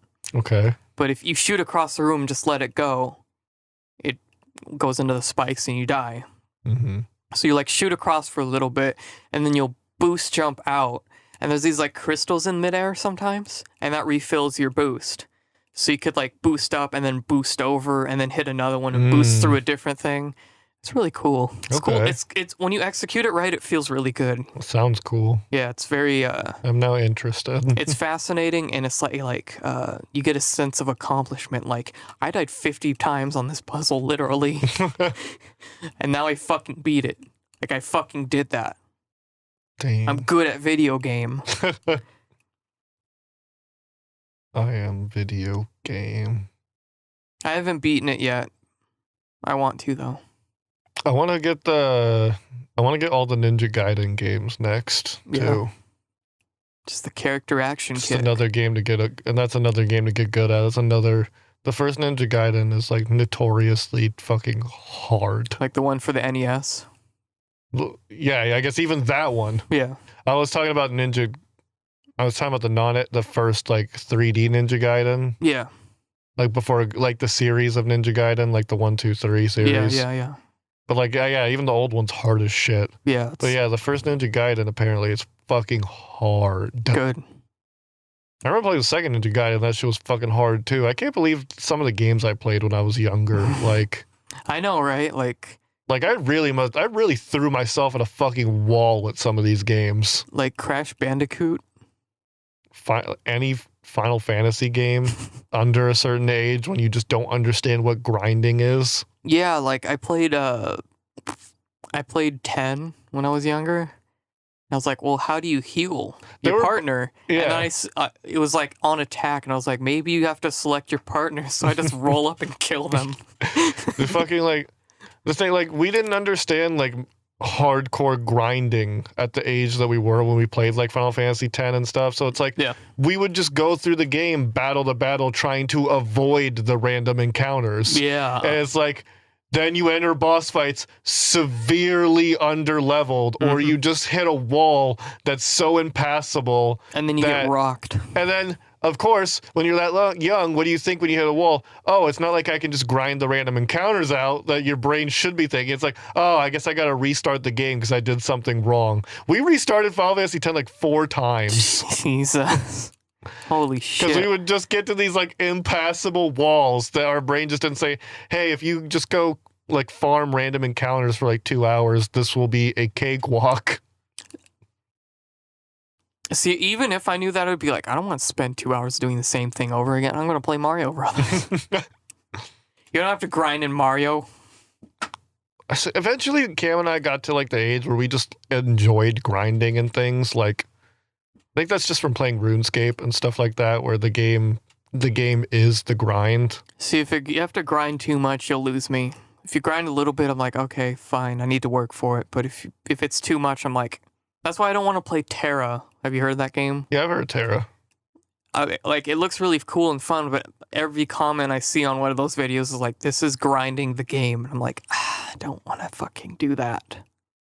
Yeah. I know it's an MMO and everything, but like still, if like MMO fans are being like, you have to grind really hella, and I'm like, I don't know about that. I don't know about that, Johnny. I think the most non-grindy MMO is Guild Wars 2.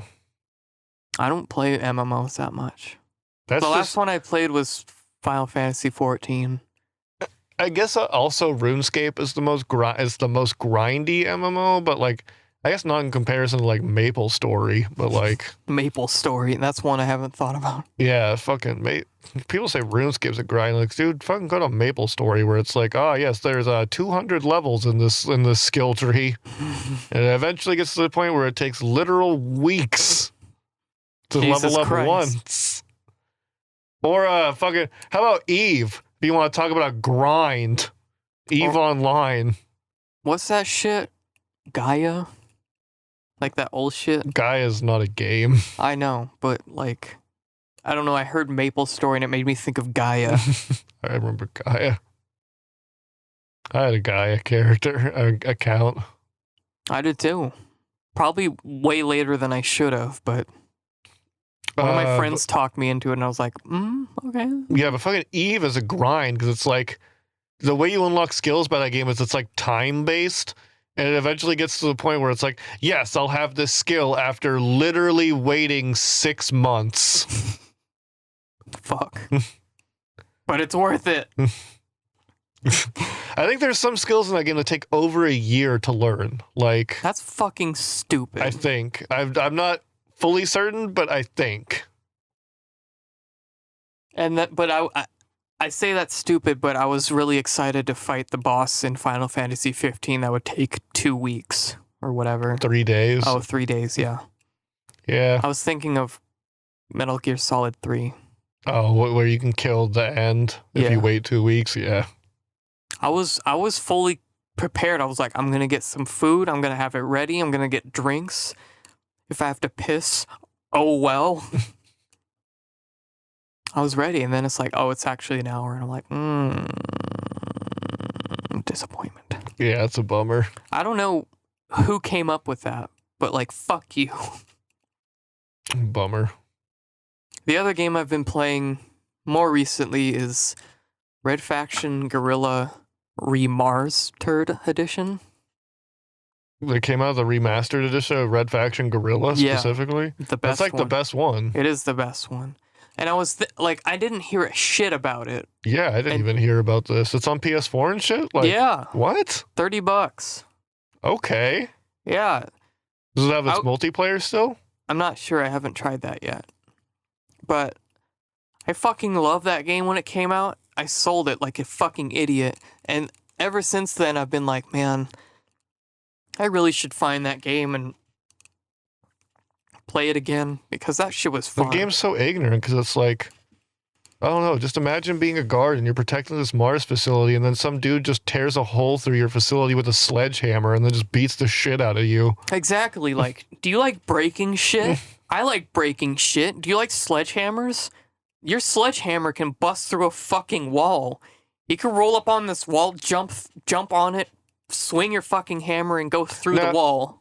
In Guerrilla, is there the weapon that rebuilds things with like I don't think so. I think that's only in the one after. I like the one that comes after that too, Red Faction Armageddon, I think. See, I heard about that and I was like, yes. But then I heard it was linear and I was like, no. It wasn't bad for being linear though. I don't know. I like the idea of like I could literally go anywhere and destroy this building if I wanted to. Like I could drive this truck.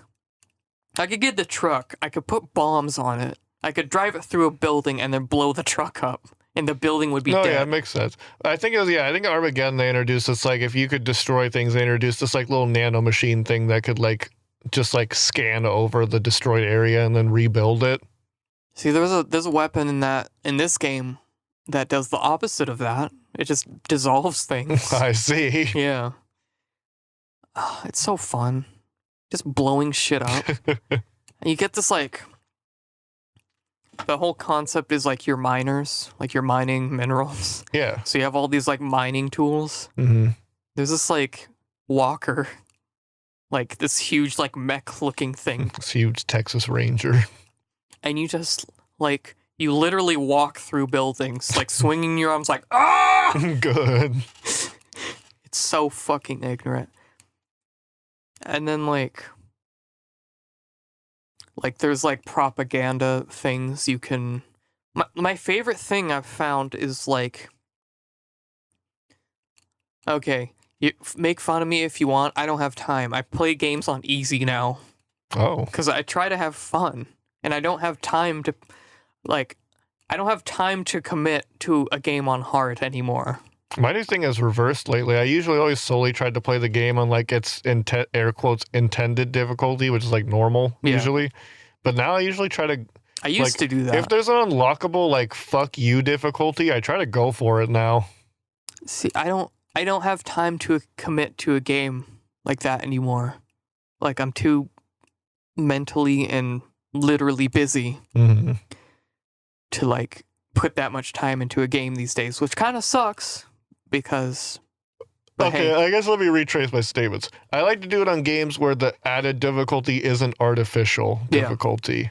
Like in Devil May Cry, I wouldn't really like. It's not just the enemies having more health. Like sometimes they have new attack patterns or stuff like that. Yeah. Or the difficulty is like a conditional thing where it's like if I die in one hit or the enemy dies in one hit. Like, sure, yeah. Not like the. Like, you know, and it's also based around a game where you have the moveset to be able to actually unable to be hit and keep someone in a combo through the entirety of their life. Like, see, that's not what happens in. I guess that's what I'm saying. I like playing high difficulty games on games that have high skill caps because usually it means that you can use your skill to circumvent the difficulty. Mm-hmm. But I like breaking shit with no consequence. Yeah. Whereas like in a Division. You can be the best you can at the game and do the most efficient amount of damage, but the character is still going to take this amount of time to die because the only difficult thing about him is his health. Yeah. It's stupid. But I like taking my hammer and just beating down. Beat down the space cops. I knew what you wanted to say. You're literally fighting against space the police. Cops. Good. That's because, like, you're the guerrilla warfare type. Like, it's the resistance. Have you ever wanted to beat up space cops with a sledgehammer? Have you ever wanted to be a guerrilla in war? You can do it. We should make a game called Guerrilla Warfare, and you play as guerrillas in war. Good one. It's a good one. Incredible. Yeah, I know. But what I've been doing is, like, mostly using the sledgehammer because it's the most satisfying thing. You go up to a guard, one hit, they're dead. They're shooting at you the whole fucking time, but you smash that fucking space marine over the head and he's dead. My favorite Red Faction weapon is in Armageddon, and it's this unicorn. I've seen that. Yeah, and it just shits. And every time you activate the shit, it's like screams. Like it doesn't enjoy what's happening to it. Oh no. It's so fucking funny. The thing about Gorilla, though, is that the game is dated. Like, obviously. Aren't you like a robot in the end or something? I don't think so. But like, is that Armageddon? I don't know. One of the games, it's like at the end, it's like, you're like, oh, and you've been a robot the whole time, and it just comes out of fucking nowhere. Huh. I don't remember it being in Gorilla. Which one were you, the robot? I don't know. But the controls are very dated, and you can't change them. Bummer. You like, think if they had to zoom in, you click the right stick. That's I'd expect. And you like, think in a remastered edition of a game, they would add more control options? Seriously, and like the cutscenes are like the original resolution. Just like, but it fits to scale. Like they didn't update it. They just like stretched it. Yeah, kind of. God, see, that's kind of how I felt about the Resident Evil 4 like remaster on PS4 or Resident Evil 4 HD. Yeah, is that like all the main games cutscenes got upped to 1080p, like not upscaled, like actually properly upped to 1080p. Yeah, but like any of the side character campaigns, like the Ada Wong campaign, just had a stretched image, and it was like so wildly different. It's like you'd go from the 60 FPS amazing like really fluid quality into just like garbage tier 480p like fucking CRT resolution. Like nice. Ugh. Fucking nice. It's dated, and like I don't care about the story. You know the kind of story behind Devil May Cry and what it originally was supposed to be? Yeah, it was supposed to be a Resident Evil. Apparently, it's either supposed to be Resident Evil. It was supposed to be Resident Evil 4 or Resident Evil 3, because I saw Hideki Kamiya in an interview say they were modeling it after 3, but like in every history thing I see for it, it was modeled after 4. It came out way before. Wait. Actually, I don't know. Never mind. Because they worked on 4 for a long time. Like, Resident Evil 4 was in the works for a super long time, apparently. But, like, I just like that it was originally supposed to be the next Resident Evil game, and Hideki Kamiya was just like, I want to add, like, demons and swords and stuff like that. And then someone was like, yeah, this is a cool-ass fucking game, but what the fuck does this have to do with Resident Evil? Yeah, no. So that's basically the only thing I've been playing. The only 2 things. So I don't know. Video games are still bad, man. If you play video games, you fucking suck, bro. We're gonna have some busy months ahead of us. You think so? There's some heavy hitters coming out this season. This season or next season? Well, this like coming. Like just like once we exit the summer and go back into the spring, winter, like once we just go back into the season, this year is gonna be nutty. Yeah, I know, but it's the summer drought. It's the Kingdom Hearts year. No, they got pushed to January. Well, I mean, I consider up like from the beginning of the season, like early, like when Christmas season start, like from November till summer of next year, I consider in the same year because it's just the release year in my brain. November to what? From like November all the way till the summer season starts of like, so from November 2018 to like, I'm just gonna say a summer, like June 2019. Yeah. I'm calling that the release year. Like it's when the year starts. So in that essence, Kingdom Hearts 3 is in my year of like when the season starts. Because the season of games coming out starts before the new year. So it's kind of like... It starts in September, like late September. Exactly. And then it ramps up around Christmas time because that money... And then you get some big releases right after Christmas too, up until like February. Yeah.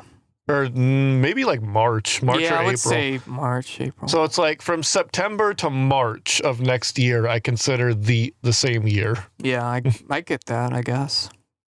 But like we got Summer fucking drought. Kingdom Hearts 3, we got fucking Smash, We got Fallout 76. Devil May Cry. We got Red Dead Redemption 2. Jesus. We got what's that? Fallout 76. You already said Kingdom Hearts. There's more. There's more. We just can't remember. Yeah. I wonder if Anthem's gonna be good. I don't know. I don't know, man. They showed off a boss fight. Did you see the boss fight trailer? No. They showed off a boss fight, and I'm sitting there, and I was like, I don't Uh-oh. know about this. Uh-oh. There might be a bad game. What do you do in this game? Like, No Man's Sky. I'm just getting so much. I'm just so many. It's just such a what do you do vibe. Yeah, Like, I mean, you do stuff, but like, what do you do? exactly. Yeah, exactly. That's the whole area. It feels like well, it's not like you shoot, you fly. It's like no, but what with those things? You're telling me things that like you're basically telling me tools. What do you do with those tools? What do you do? Oh, well, you shoot and you fly. Okay, well, what do you do with them? You can fly. What's the point in it? Like, where do you go? What's the like? What do you do? God damn it! Just give one story trailer that gives you some increment of what you're doing in the game. What is your purpose? And the fact that they've released so many trailers now that have not answered that simple question of what do you do scares me. I definitely get that. 100%. Like, my name is Pedro, Guns, Bullets, and Bananas. In 1 minute and 20-second trailer, I learned exactly what you do in that game. They very clearly showed and detailed what you do. Like, it's not hard to tell your audience what you do in a game. Fuck. Like, just say, in Anthem, you're doing X for the sake of Y. That's all you gotta say. For the sake of why. Like, I have no idea. I don't know. I'm definitely not picking it up on release, I will say that. I'll wait for reviews. Exactly.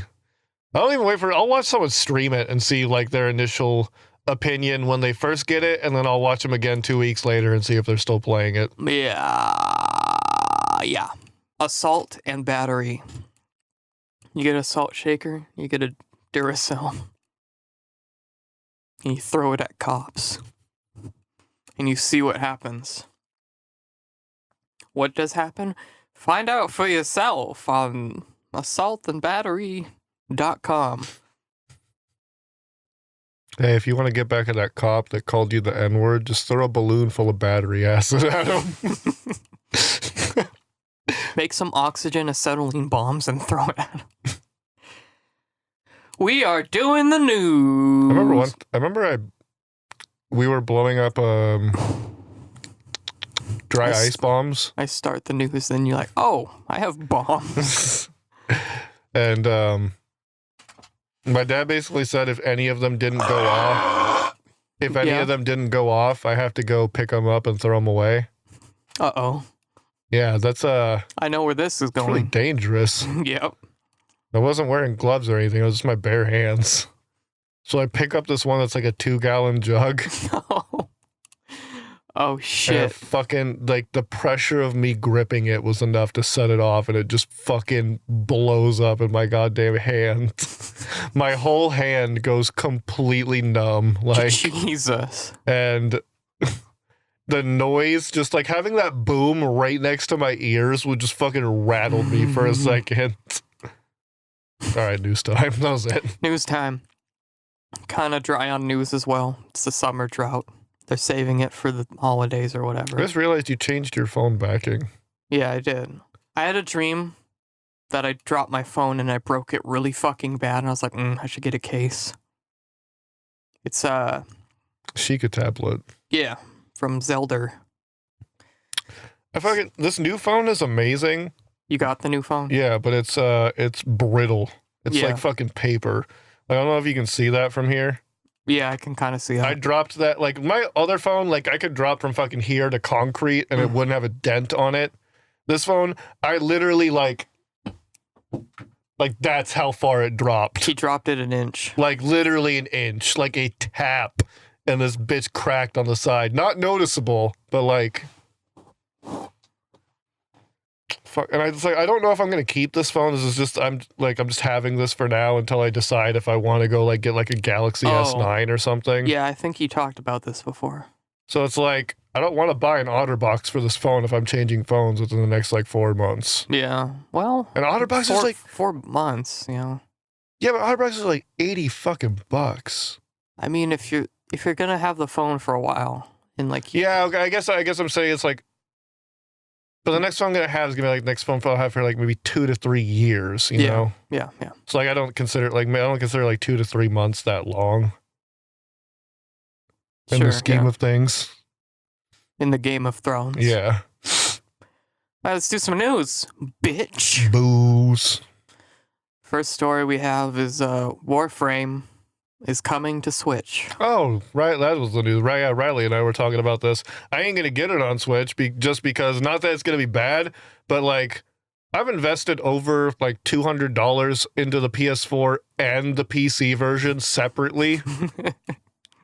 Like, yeah, I have a lot of like expensive stuff in that game. The PC version I'm much more well off, and the PS4 version I like was almost required to like buy the in-game currency to get anywhere with like rare item finding. Oh yeah, but like it's ridiculous. In the PC version, I actually got to a point where I became the rare item farmer. So like I'm actually sitting on like over $100 of like sellable rare items right now. Yeah, that I was just waiting to increase in value. There was an early podcast I think where you talked about that. Like there was I'm still holding on to those. Yeah. They've gone up considerably in price, but I'm just waiting they're going to go up even more. It's not a bad idea. I'm holding on to 3 copies of it too, not just one. Panic Button is doing the port, and they did Rocket League and Doom, which is kind of impressive that they did the port to Switch? Yeah. Oh, which is kind of impressive that they got Doom running on that thing. Mm-hmm. They're also doing a new expansion with space combat. Like you can fight in the space for Warframe. Not just for Switch, but for across all of it. Yeah, I did see something on that. They already added the open world, which is crazy. Yeah. Well, this is what I was saying. It's like Destiny, when Destiny originally came out, Destiny was not going to have a Destiny 2. Like there wasn't going to be a numbered series to Destiny. It was going to be just Destiny for like 10 to 15 years, and it was going to get like game-changing updates like World of Warcraft style. There was an update that kind of got me interested solely for the fact to Destiny that they had bows in it. Yeah. And, like I don't know what it is about bows in video games, but if you have a bow and arrow in your fucking game, I'm a little bit interested at least. See, the thing is that Destiny 2 pulled Destiny 1 again. Mm-hmm. Except it was more disappointing. The vanilla game was good, but lacking in content. The 2 DLC passes that came with the season pass were god-awful terrible. Mm-hmm. And you follow it up with the 3rd DLC that's not a part of the season pass that you have to pay for, that everyone has to pay for, that changes the whole fucking game. I know, it's fucking stupid. Like, I did not think that history would repeat itself to a T. If you don't learn from history, you're doomed to repeat it. But, like, Warframe is literally like the prime like I was saying, Destiny originally had this thing called the 10-year plan. Yeah. Where like it was just going to get updates that altered the game to make it be considered almost a new game. Like, whoops. It didn't work. There's going to be a Destiny 3 watch. Yeah, no, there is going to be. There definitely is. I think they're still doing the 10-year plan.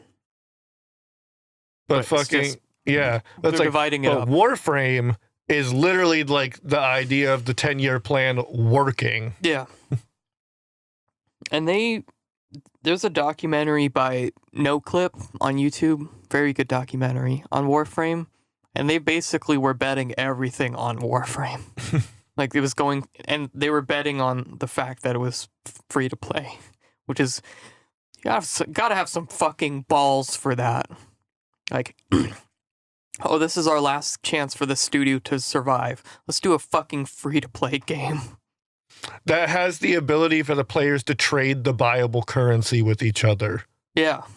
Like, and that was so unique and so perfect to that game is because most MMOs are like, free MMOs are like, you have the in-game currency and then you have the premium currency that you pay money for, but only you have it. Yeah. In this game, that currency is what's used in trading for everything. Mm-hmm. So it's like, in theory, if you want to be a good item farmer and just grind out item farming, you can make money. Real money. Like, you can make the premium currency. You can buy the rare items with premium currency solely through your work in the game. And can you cash out that stuff? No. Oh. You cannot convert the platinum back to US dollars. That'd be cool. I think, see, the thing is like, but it's like, then you go into the realm of like, who pays that person? I guess. Where's that money coming from? Yeah. I guess the money's coming from purchasing the currency, but like that almost gets into like a cryptocurrency kind of situation. Yeah, that'd be sick. It would It'd be cool. Fucking I mean, sick. Diablo kind of tried it with the real money auction house that doesn't exist anymore. Well, there's a reason why it doesn't exist anymore.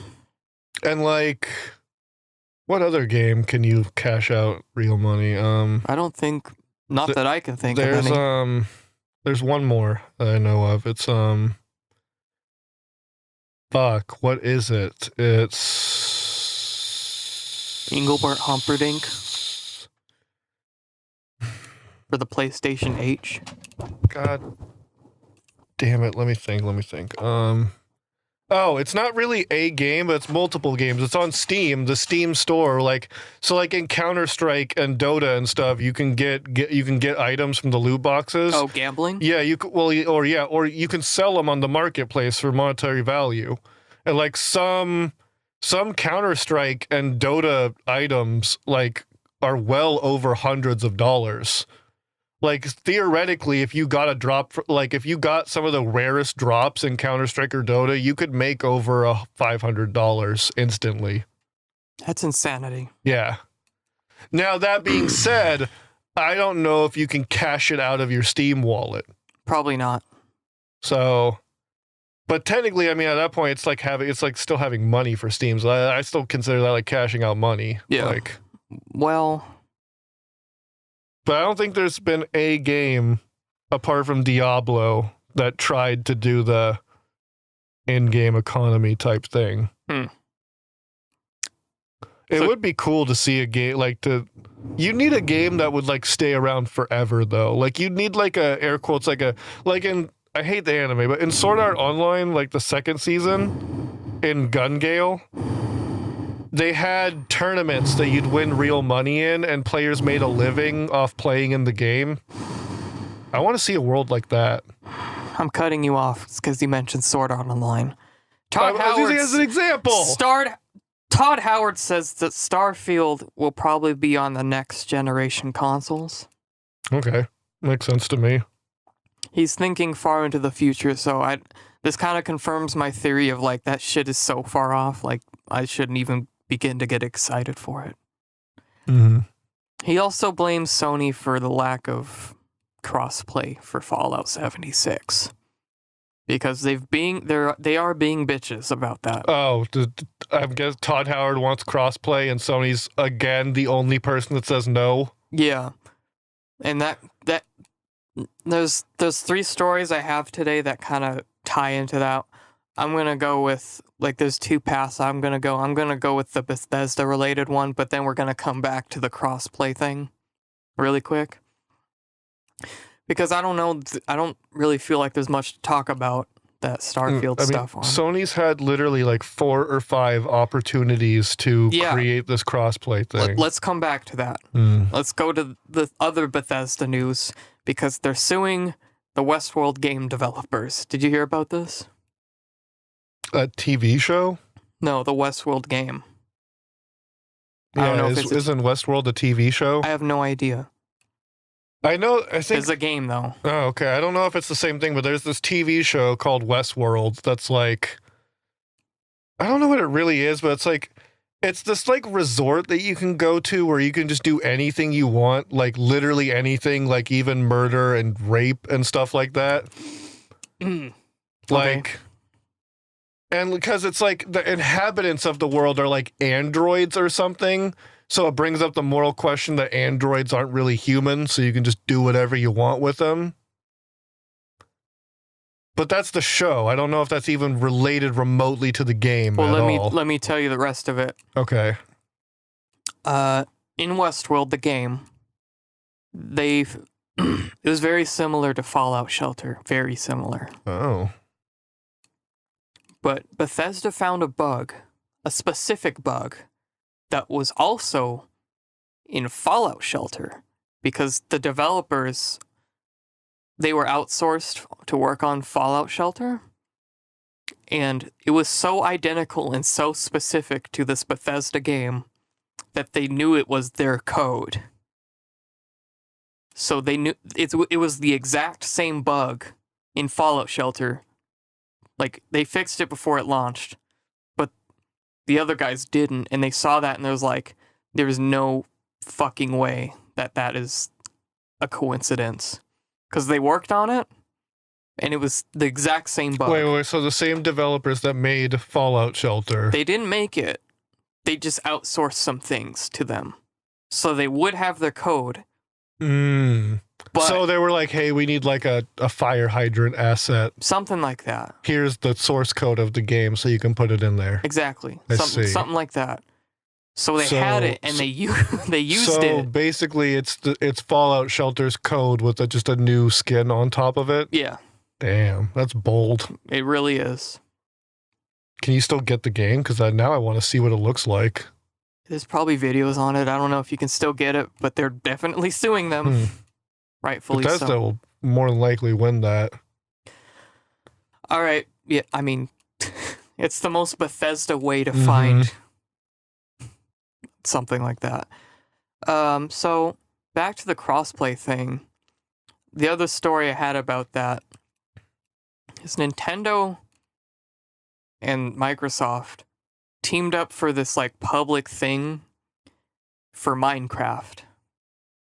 And they had like a Twitter interaction where Nintendo was like, hey Microsoft, can we come play Minecraft with you guys? And they're like, sure, yeah, let's it's crossplay. You can it's not new, but they're basically rubbing it in Sony's face. Yeah, well, I know Minecraft's biggest update recently was like, hey, do you have the PC version of Minecraft? Hey, do you have the Switch version of Minecraft? Hey, do you have the PS4 version of Minecraft? All y'all can play with each other now. Not PS4.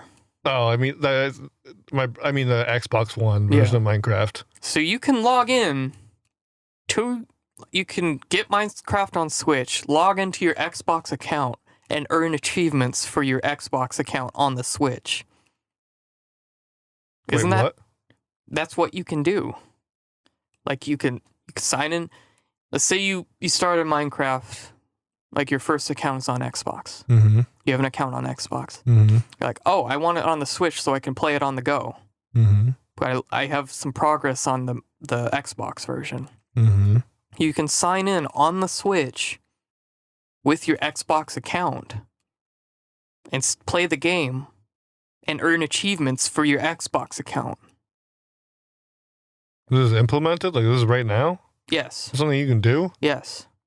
And they have like a joint ad campaign where it's like one half of it is green and the other half is red. And it was like, I think on it was play together. And it was they're just kind of like rubbing it in Sony's face. I mean, they've had fucking every opportunity. Like when Rocket League was going cross-platform between Xbox to PC, Xbox reached out to Sony and be like, we would like you to join us in this, and they were like, no. You can do that on Switch as well. Like, and there's some other stuff, but it's all. What is with this? Like, I don't get. I find it so funny because they have like a whole Twitter interaction with each other. Like the Xbox account was talking to Nintendo, like the Twitters. Mm-hmm. They're just rubbing it in their fucking face. It was so awesome. What's with this stubbornness to not have crossplay? I don't know. I think it might be just like, oh, they're a competitor. We won't want to. It's like, it's almost like the equivalent of when Japan isolated itself from the world. Yeah. Like, the PS4 is literally isolating itself from the world and preventing interaction. I know, it's weird. And they also wouldn't do the Fallout or Skyrim mods thing. Yeah, also they wouldn't allow mods. Like, what are you fucking afraid of? I don't get it. I think they're just stubborn. It's stubborn. I mean, it's literally inevitable. Like, we will see a day when the full crossplay is a thing, but like that day should have been like 2 years ago. But honestly, Sony have been holding back. Like, no one really knows why. They're just like, no. It's not. There's no definitively good reasoning that they've created. Mm-hmm. Absolutely not one. It's like you're not gonna lose money over it. There was a 1-day period on Fortnite actually where the Xbox PC and PS4 servers got opened into each other by accident. Huh. And PS4 players were playing with Xbox players. Fortnite is another thing on the Switch that you could play with Xbox. Really? And PS4 not PS4. You can play between PS4 and PC? Really? Yeah. Huh. There's a lot of PS4 PC crossplay. I don't get it. But the second you bring in Xbox, the second you bring in another named company into the equation, Sony says, fuck you. I don't know. But yeah, you can crossplay PC, PS4, because that's what Ryan and I do for Fortnite all the time. But I'm pretty sure your Fortnite account is like a master key to anything. Like, I'm pretty sure it's just linked to your Epic Games account. So if I logged on to Switch Fortnite, I think I would still have all my skins and stuff. I don't know though. So don't take my word as law there. I heard a thing that wasn't true, but I don't care. Okay, switching gears. They're making a Sonic the Hedgehog movie. They're actually doing it. Like an actual movie? Like an animated movie or a live Oh no. Hold on. It's live action and CG. Nice. It's coming out in 2019. Who's Sonic? No one knows. Do they have any actors listed? There's a rumor. It's just a rumor, don't get excited. That Jim Carrey is going to play Eggman. There's a strong rumor. He would be so good as Dr. Eggman. And man, if that's true... What if the Sonic movie comes out and it's good? I don't know. What if it's better than like the last series of games they've had? It's just like the only video game movie that's ever been good. I hope they get Jaleel White to be Sonic again. Oh my god. Please. They did for that really, really shitty Sonic movie that had Angry Video Game Nerd in it. What? Have you not seen that? No. Oh. Wait, yes. Is it on YouTube? Yes. I have seen it. They couldn't call Dr. Robotnik, so they called him Dr. Kintober. Because it's Robotnik backwards. Oh no. And fucking, I think Aaron Hansen's in it at some point, but like... Good.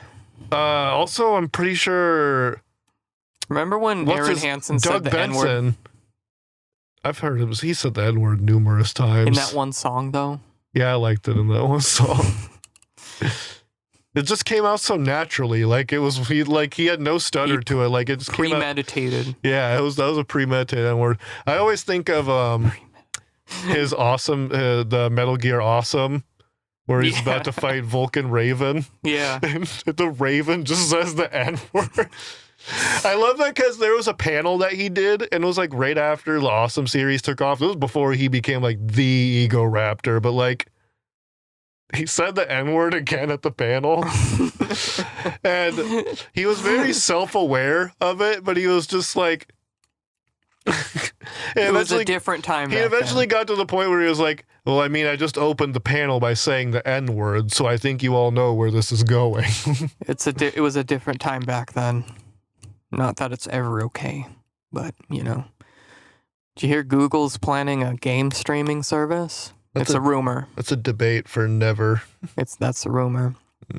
So here's what the rumor states. There's gonna be a physical platform, I think. No. There's gonna be a streaming platform. Mm-hmm. They're gonna have hardware. And they're gonna get developers under their umbrella. What do you mean, like hardware? Like there's gonna be a box you need to use. Wait, what? That's the rumor. Wait. So it's like, I want to use YouTube Live, even though they already fucking have that. But no, this is for games. Oh, specifically for live streaming games? Yes. Google's going to have a new website service that's like supposed to rival Twitch. You stream the games. You don't live stream the games. You stream the games to the box and you play them. Oh, like a fucking... Like all those other things that didn't work. Yeah, exactly. Like the Steam Link or the PS Now. Or the PS Now. Or, well, no, not... Yeah, I guess PS Now is also a streaming service, yeah. Or, what was that one? On Live. You remember that shit? Mm-hmm. That fucking... I wish I didn't. Oh, that one. That was a fucking car fire. Speaking of car fire, good segue into the next story.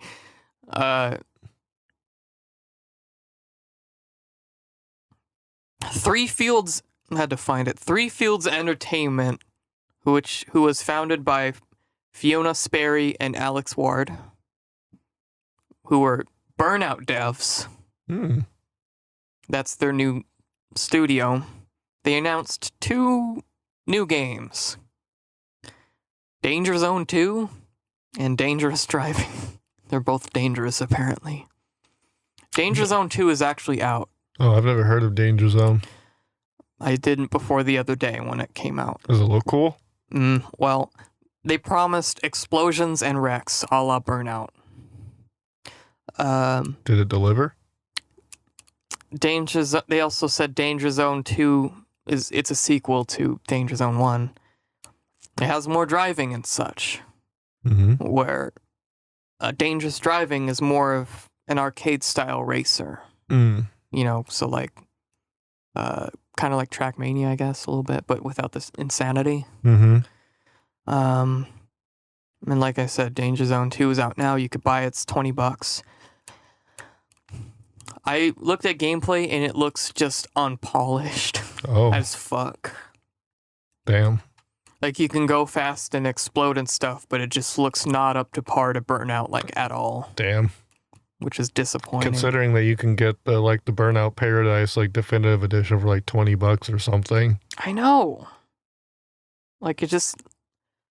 There's been, like, a thing going on. Like, oh, it's actually been going on for a few years. Oh, the creator of Mega Man is making a new game. Give us money. Oh, the developers at Rare are making a new game. Give us money. Oh, the developers of Burnout are making a new game. Give us money. And all 3 of those games have just not been up to par. Here's the thing, though. It's like usually when they open with a tagline, like, this is the guy who made Mega Man, there's always, like, this subtext of, like, actually, he didn't make Mega Man. He just did, like, the art for Roll and the Dog. Yeah. That's like, then he did make Mega Man! Like, they use that as, like, it translates to gamers as, like, you're gonna get a new Mega Man. It's gonna be exactly what you think it is. You're gonna get a new Banjo-Kazooie. It's exactly... You're gonna get a new Burnout. It's exactly what you think it is. But it's never... Well, also, it's like, people are thinking that one guy made the whole game, and it's like, no, it was a fucking team of people. Yeah. And the thing is if you don't have the creative lead behind it, you're not going to get the same thing. Like, if fucking Hideki Kamiya, who, Fuck, my brain just died. Like, You just got Hideki Kamiya. if he was like, I want to make Bayonetta 3, And he is. but he got like a team that like the team of developers that he hired were the people who made only the Ratatouille movie game. Yeah. Even with his visionary leading, it's not going to turn out the way it's going to turn out because it's not made by one person. And those Burnout games are made by 7 people. Like it's a small team, and you can do a lot with 7 people, but like you're coming from, like you're promising Burnout, like that's one of your things, and you're not delivering on the quality of. You could get the world's best composer, but if he's composing people who have instruments with no strings in them, it's still going to sound bad. Exactly. So, or like if you just decide to make everybody who's playing an instrument play a different instrument that they don't know how to play. Yeah, like, but the composer is still a guy. Oh, it's still Wolfgang Puck though. Like in the South, they call me Wolfgang Fuck.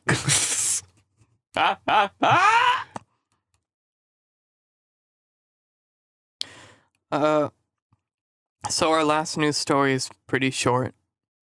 It's pretty sweet though. It could spark a decent conversation. Serious Sam 4, they're trying to get 100,000 enemies on screen at once.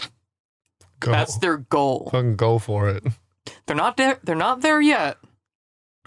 Also, I've started doing this like okay hand gesture a lot. A little bit of Just hey, well, that's okay. I've been doing this the Italian. Hey, hey, give me money, Mario.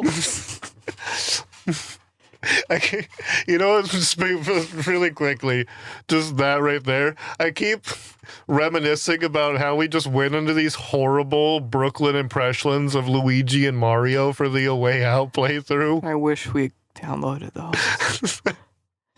My favorite part is when I'm on the phone and you're like, Luigi, who's on the phone? I don't remember this at all. I just go, it's Daisy, Mario. She said I gotta get checked. Luigi, you son of a bitch. She said she got the clap.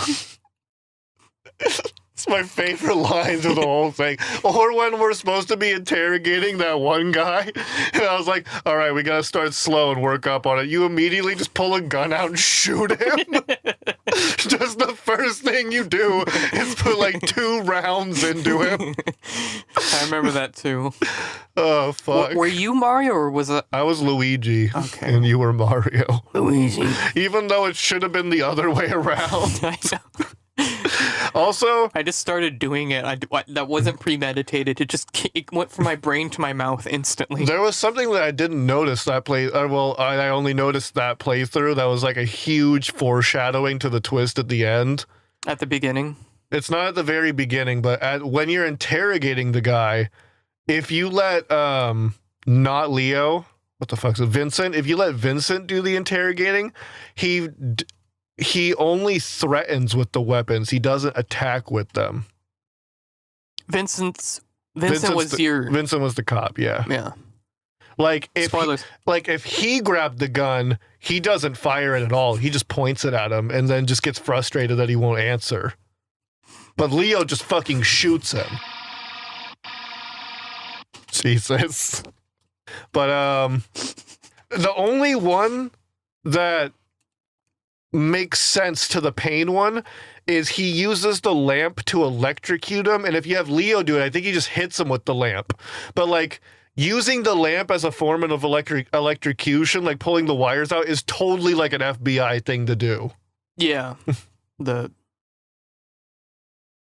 I forgot. Never mind.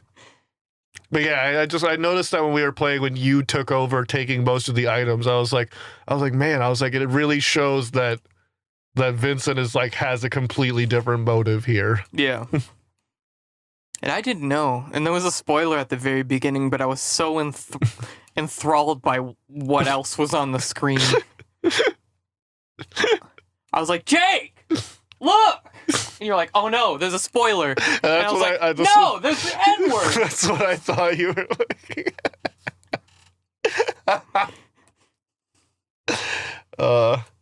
You know, Cam had a bunny named. No, I didn't know that. It was in the same sense how H.P. Lovecraft had.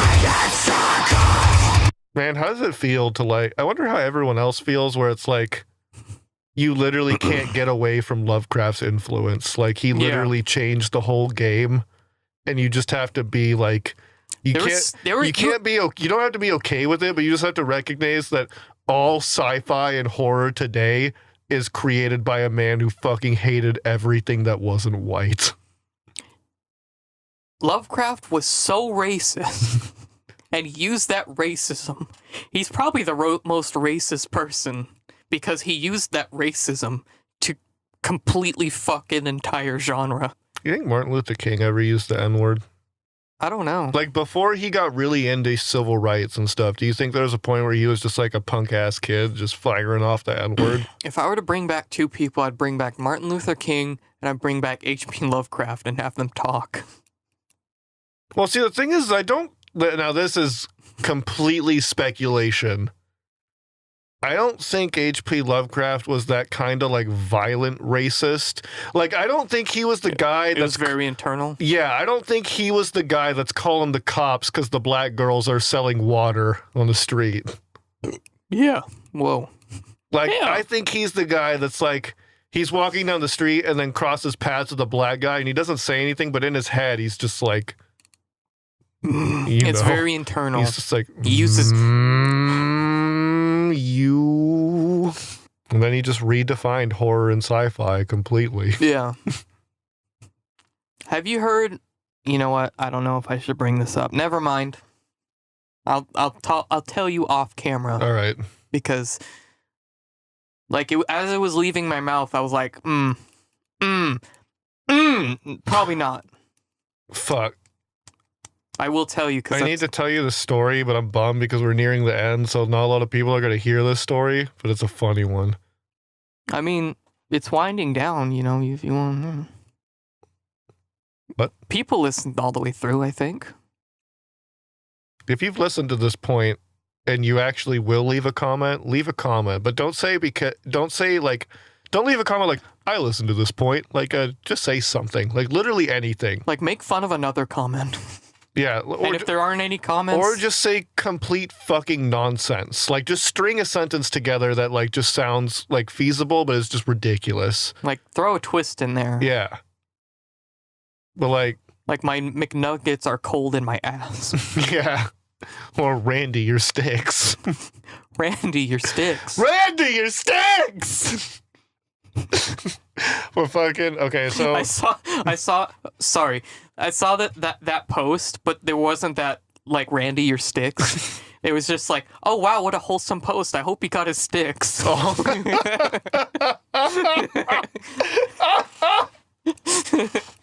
That's just as funny. I know.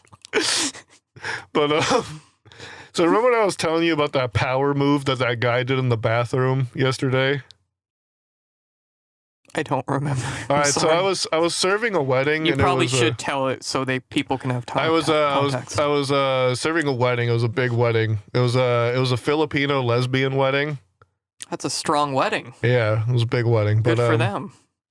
That also that night was really weird because it showed the true colors of one of our servers. Uh-oh. Because like it was a big tip out wedding. Like this was like a lot of servers were excited to do this wedding, so it was gonna pay out. Yeah. And he's like, yeah, I'm not doing this. And they're like, you're our best server. What do you mean? He's like, yeah, this infringes with my religious beliefs. Oh, no.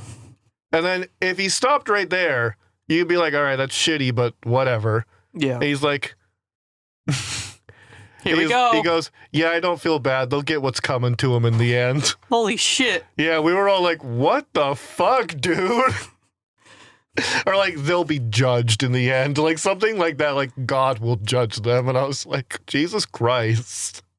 I have a story You need to not work here. I have a story I want to tell that I don't give a shit about, but you finish yours. Okay.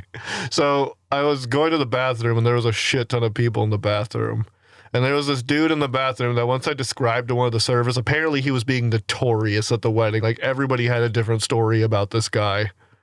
So, and I The guy you just described? No, not him. The guy that I met in the bathroom. Oh, okay. And it's this dude with like a handlebar mustache and like a full pilot's uniform on.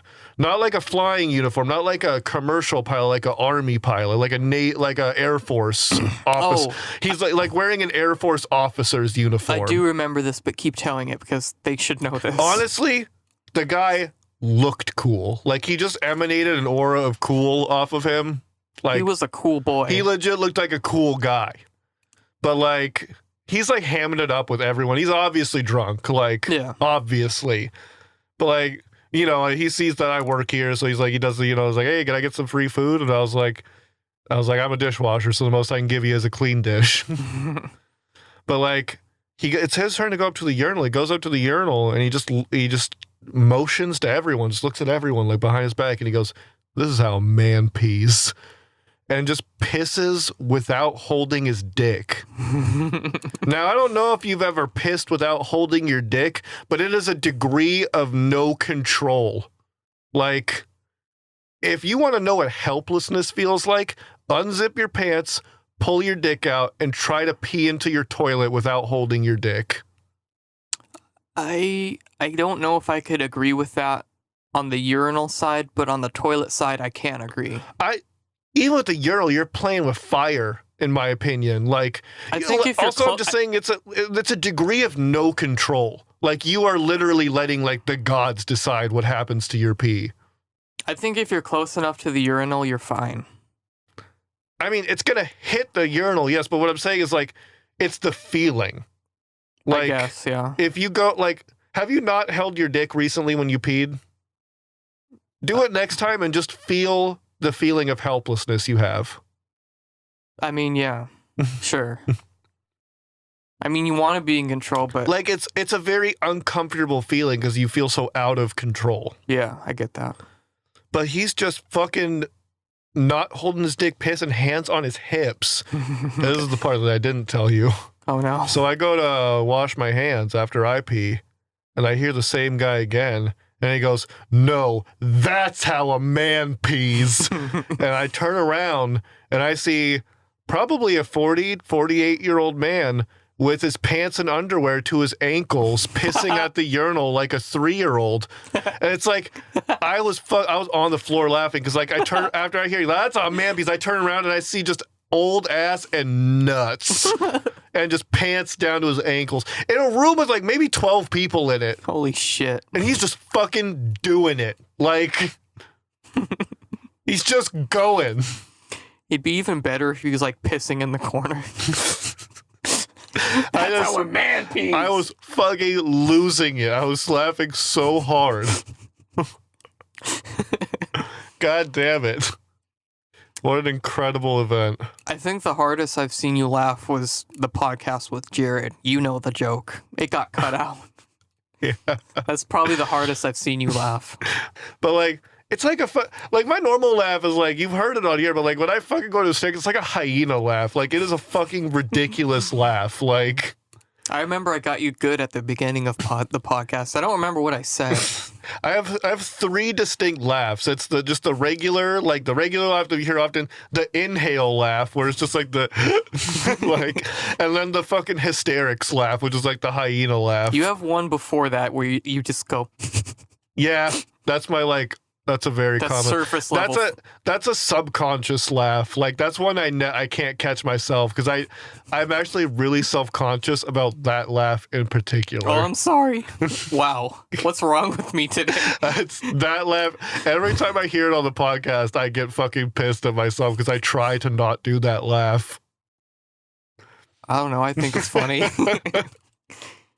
I like the laugh that you have. That's like the kind of sounds like a AK-47 going off. I know. I don't know what it's triggers like that. It's like I can't even recreate the. It's like I can't even recreate the sound. It's such a unique sound. Oh, I don't know where that came from. It's so funny. I know what you're talking about, and I don't know what triggers it. It's just like it's such an ignorant laugh. If I were to imagine what a racist laugh would sound like, if all of us just started laughing like that towards other races. I have a few different laughs that it's like when I hear something funny, like my brain picks from a pool of laughs and just shoots it out randomly. Like I don't think I have like a default laugh. I'm not sure. That's the thing other people should tell me. If my default laugh, I think, is the low voice laugh, just my deep voice laugh. Yeah, that pretty much. That one. I like analyzing people's laughs and like putting them on a different laugh. Putting them on a spectrum of like laughter. The thing with Bryn is like Bryn rarely laughs out loud. Like all of his like humor is like very internalized. Yeah. Like he's the kind of person where you see something funny and like his expression will change, but he won't like outright laugh. But he'll still be on the same level of everyone finding it humorous.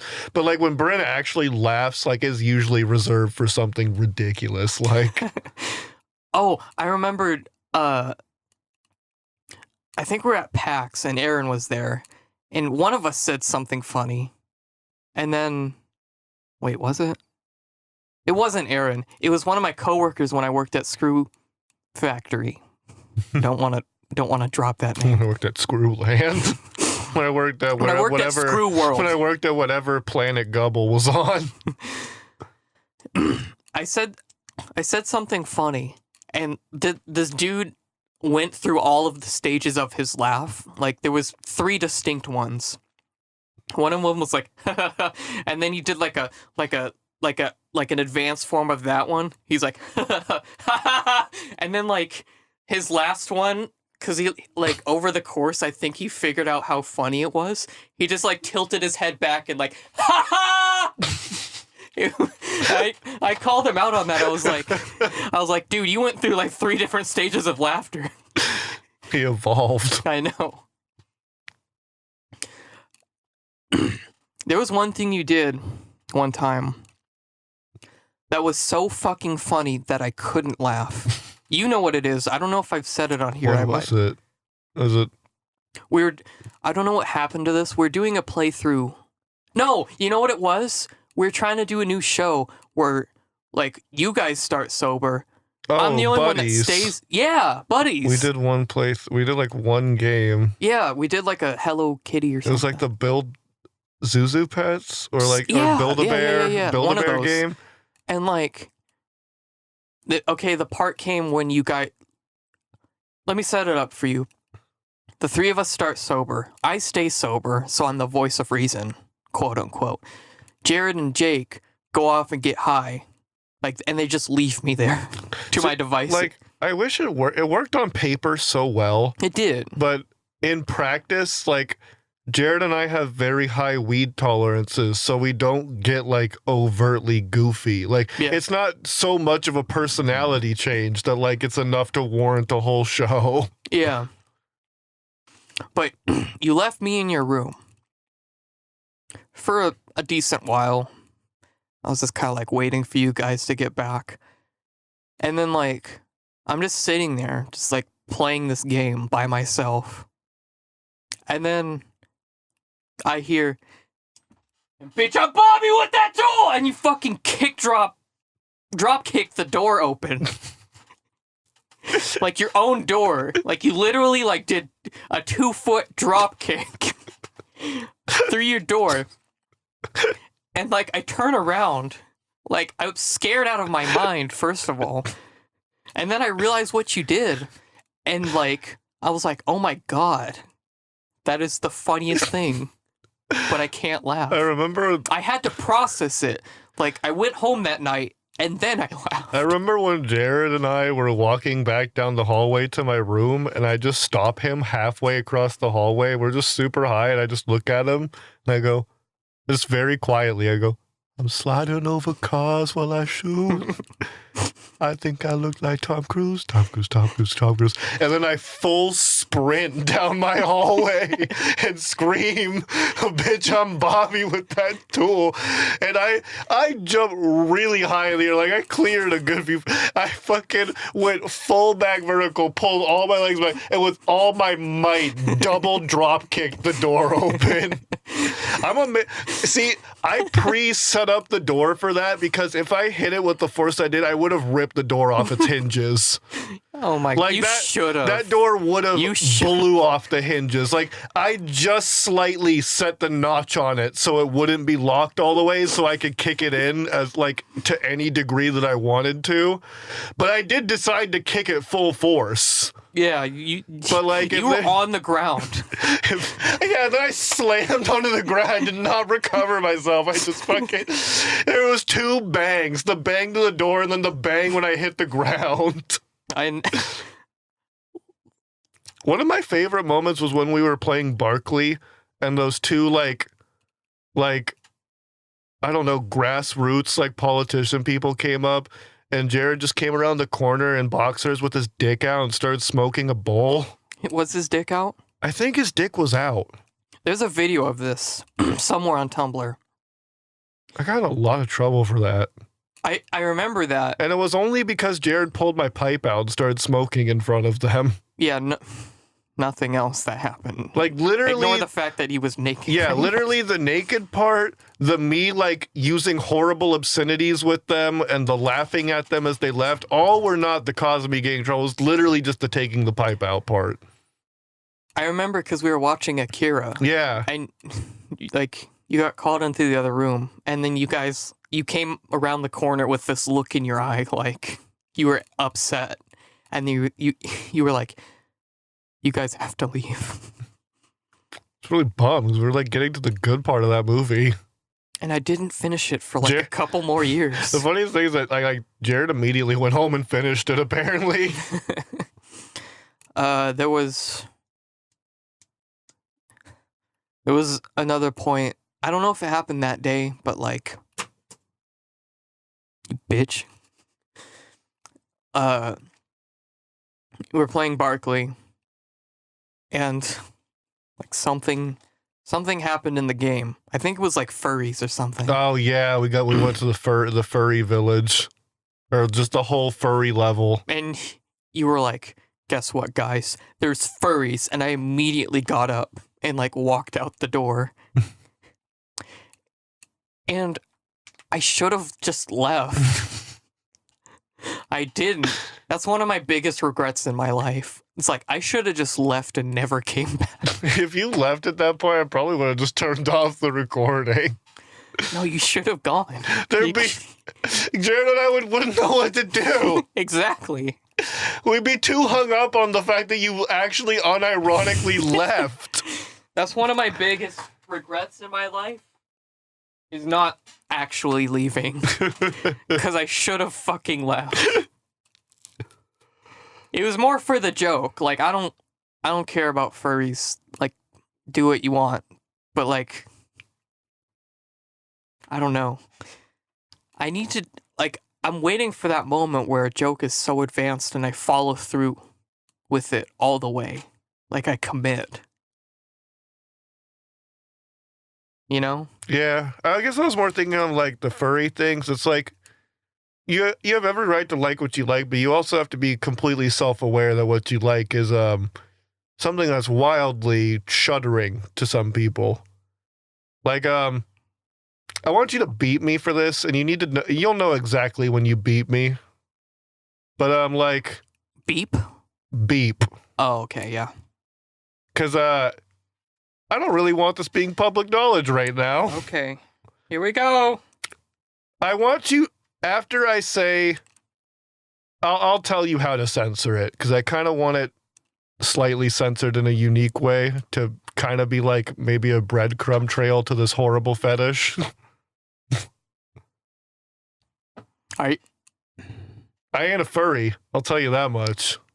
I know you're not, but like, you said the word fetish. I guess I wouldn't consider it a fetish, but it's like...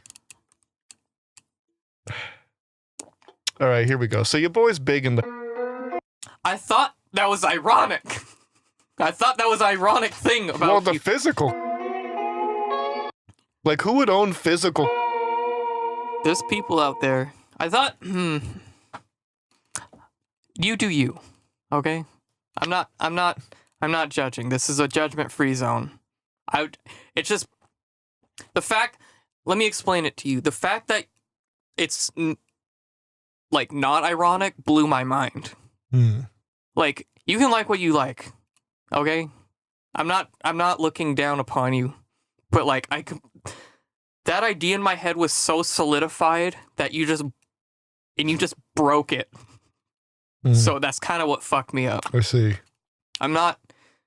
You know what I'm trying to say? You know what I'm trying to say? No, Okay. I completely. No, because I get it. It's a weird thing. It's not that specifically that needs to be censored.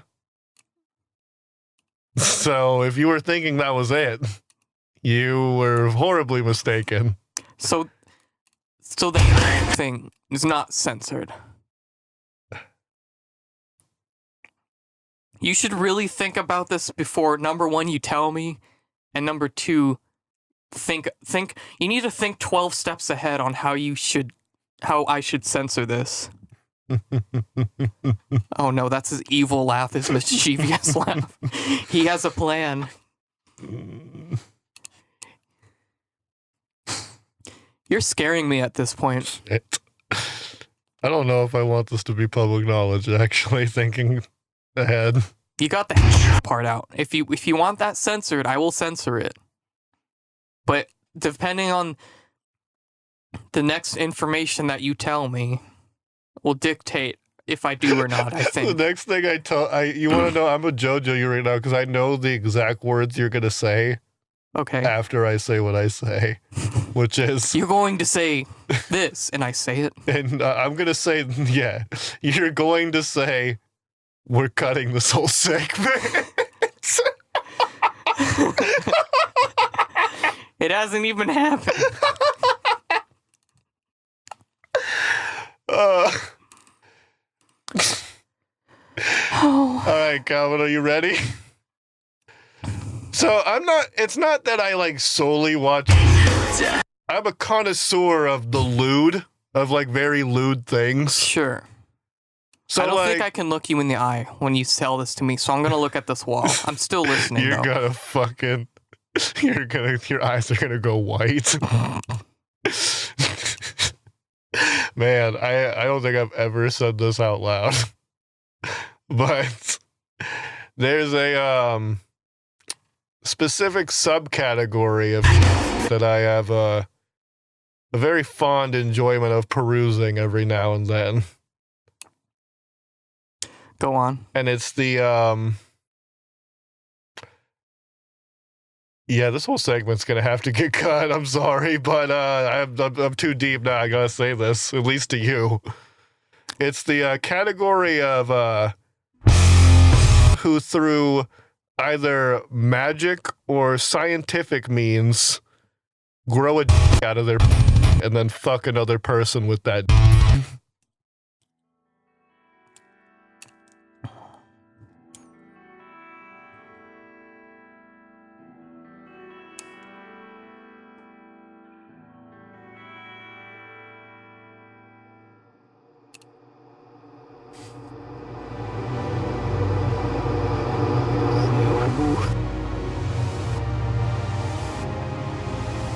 Cool boys.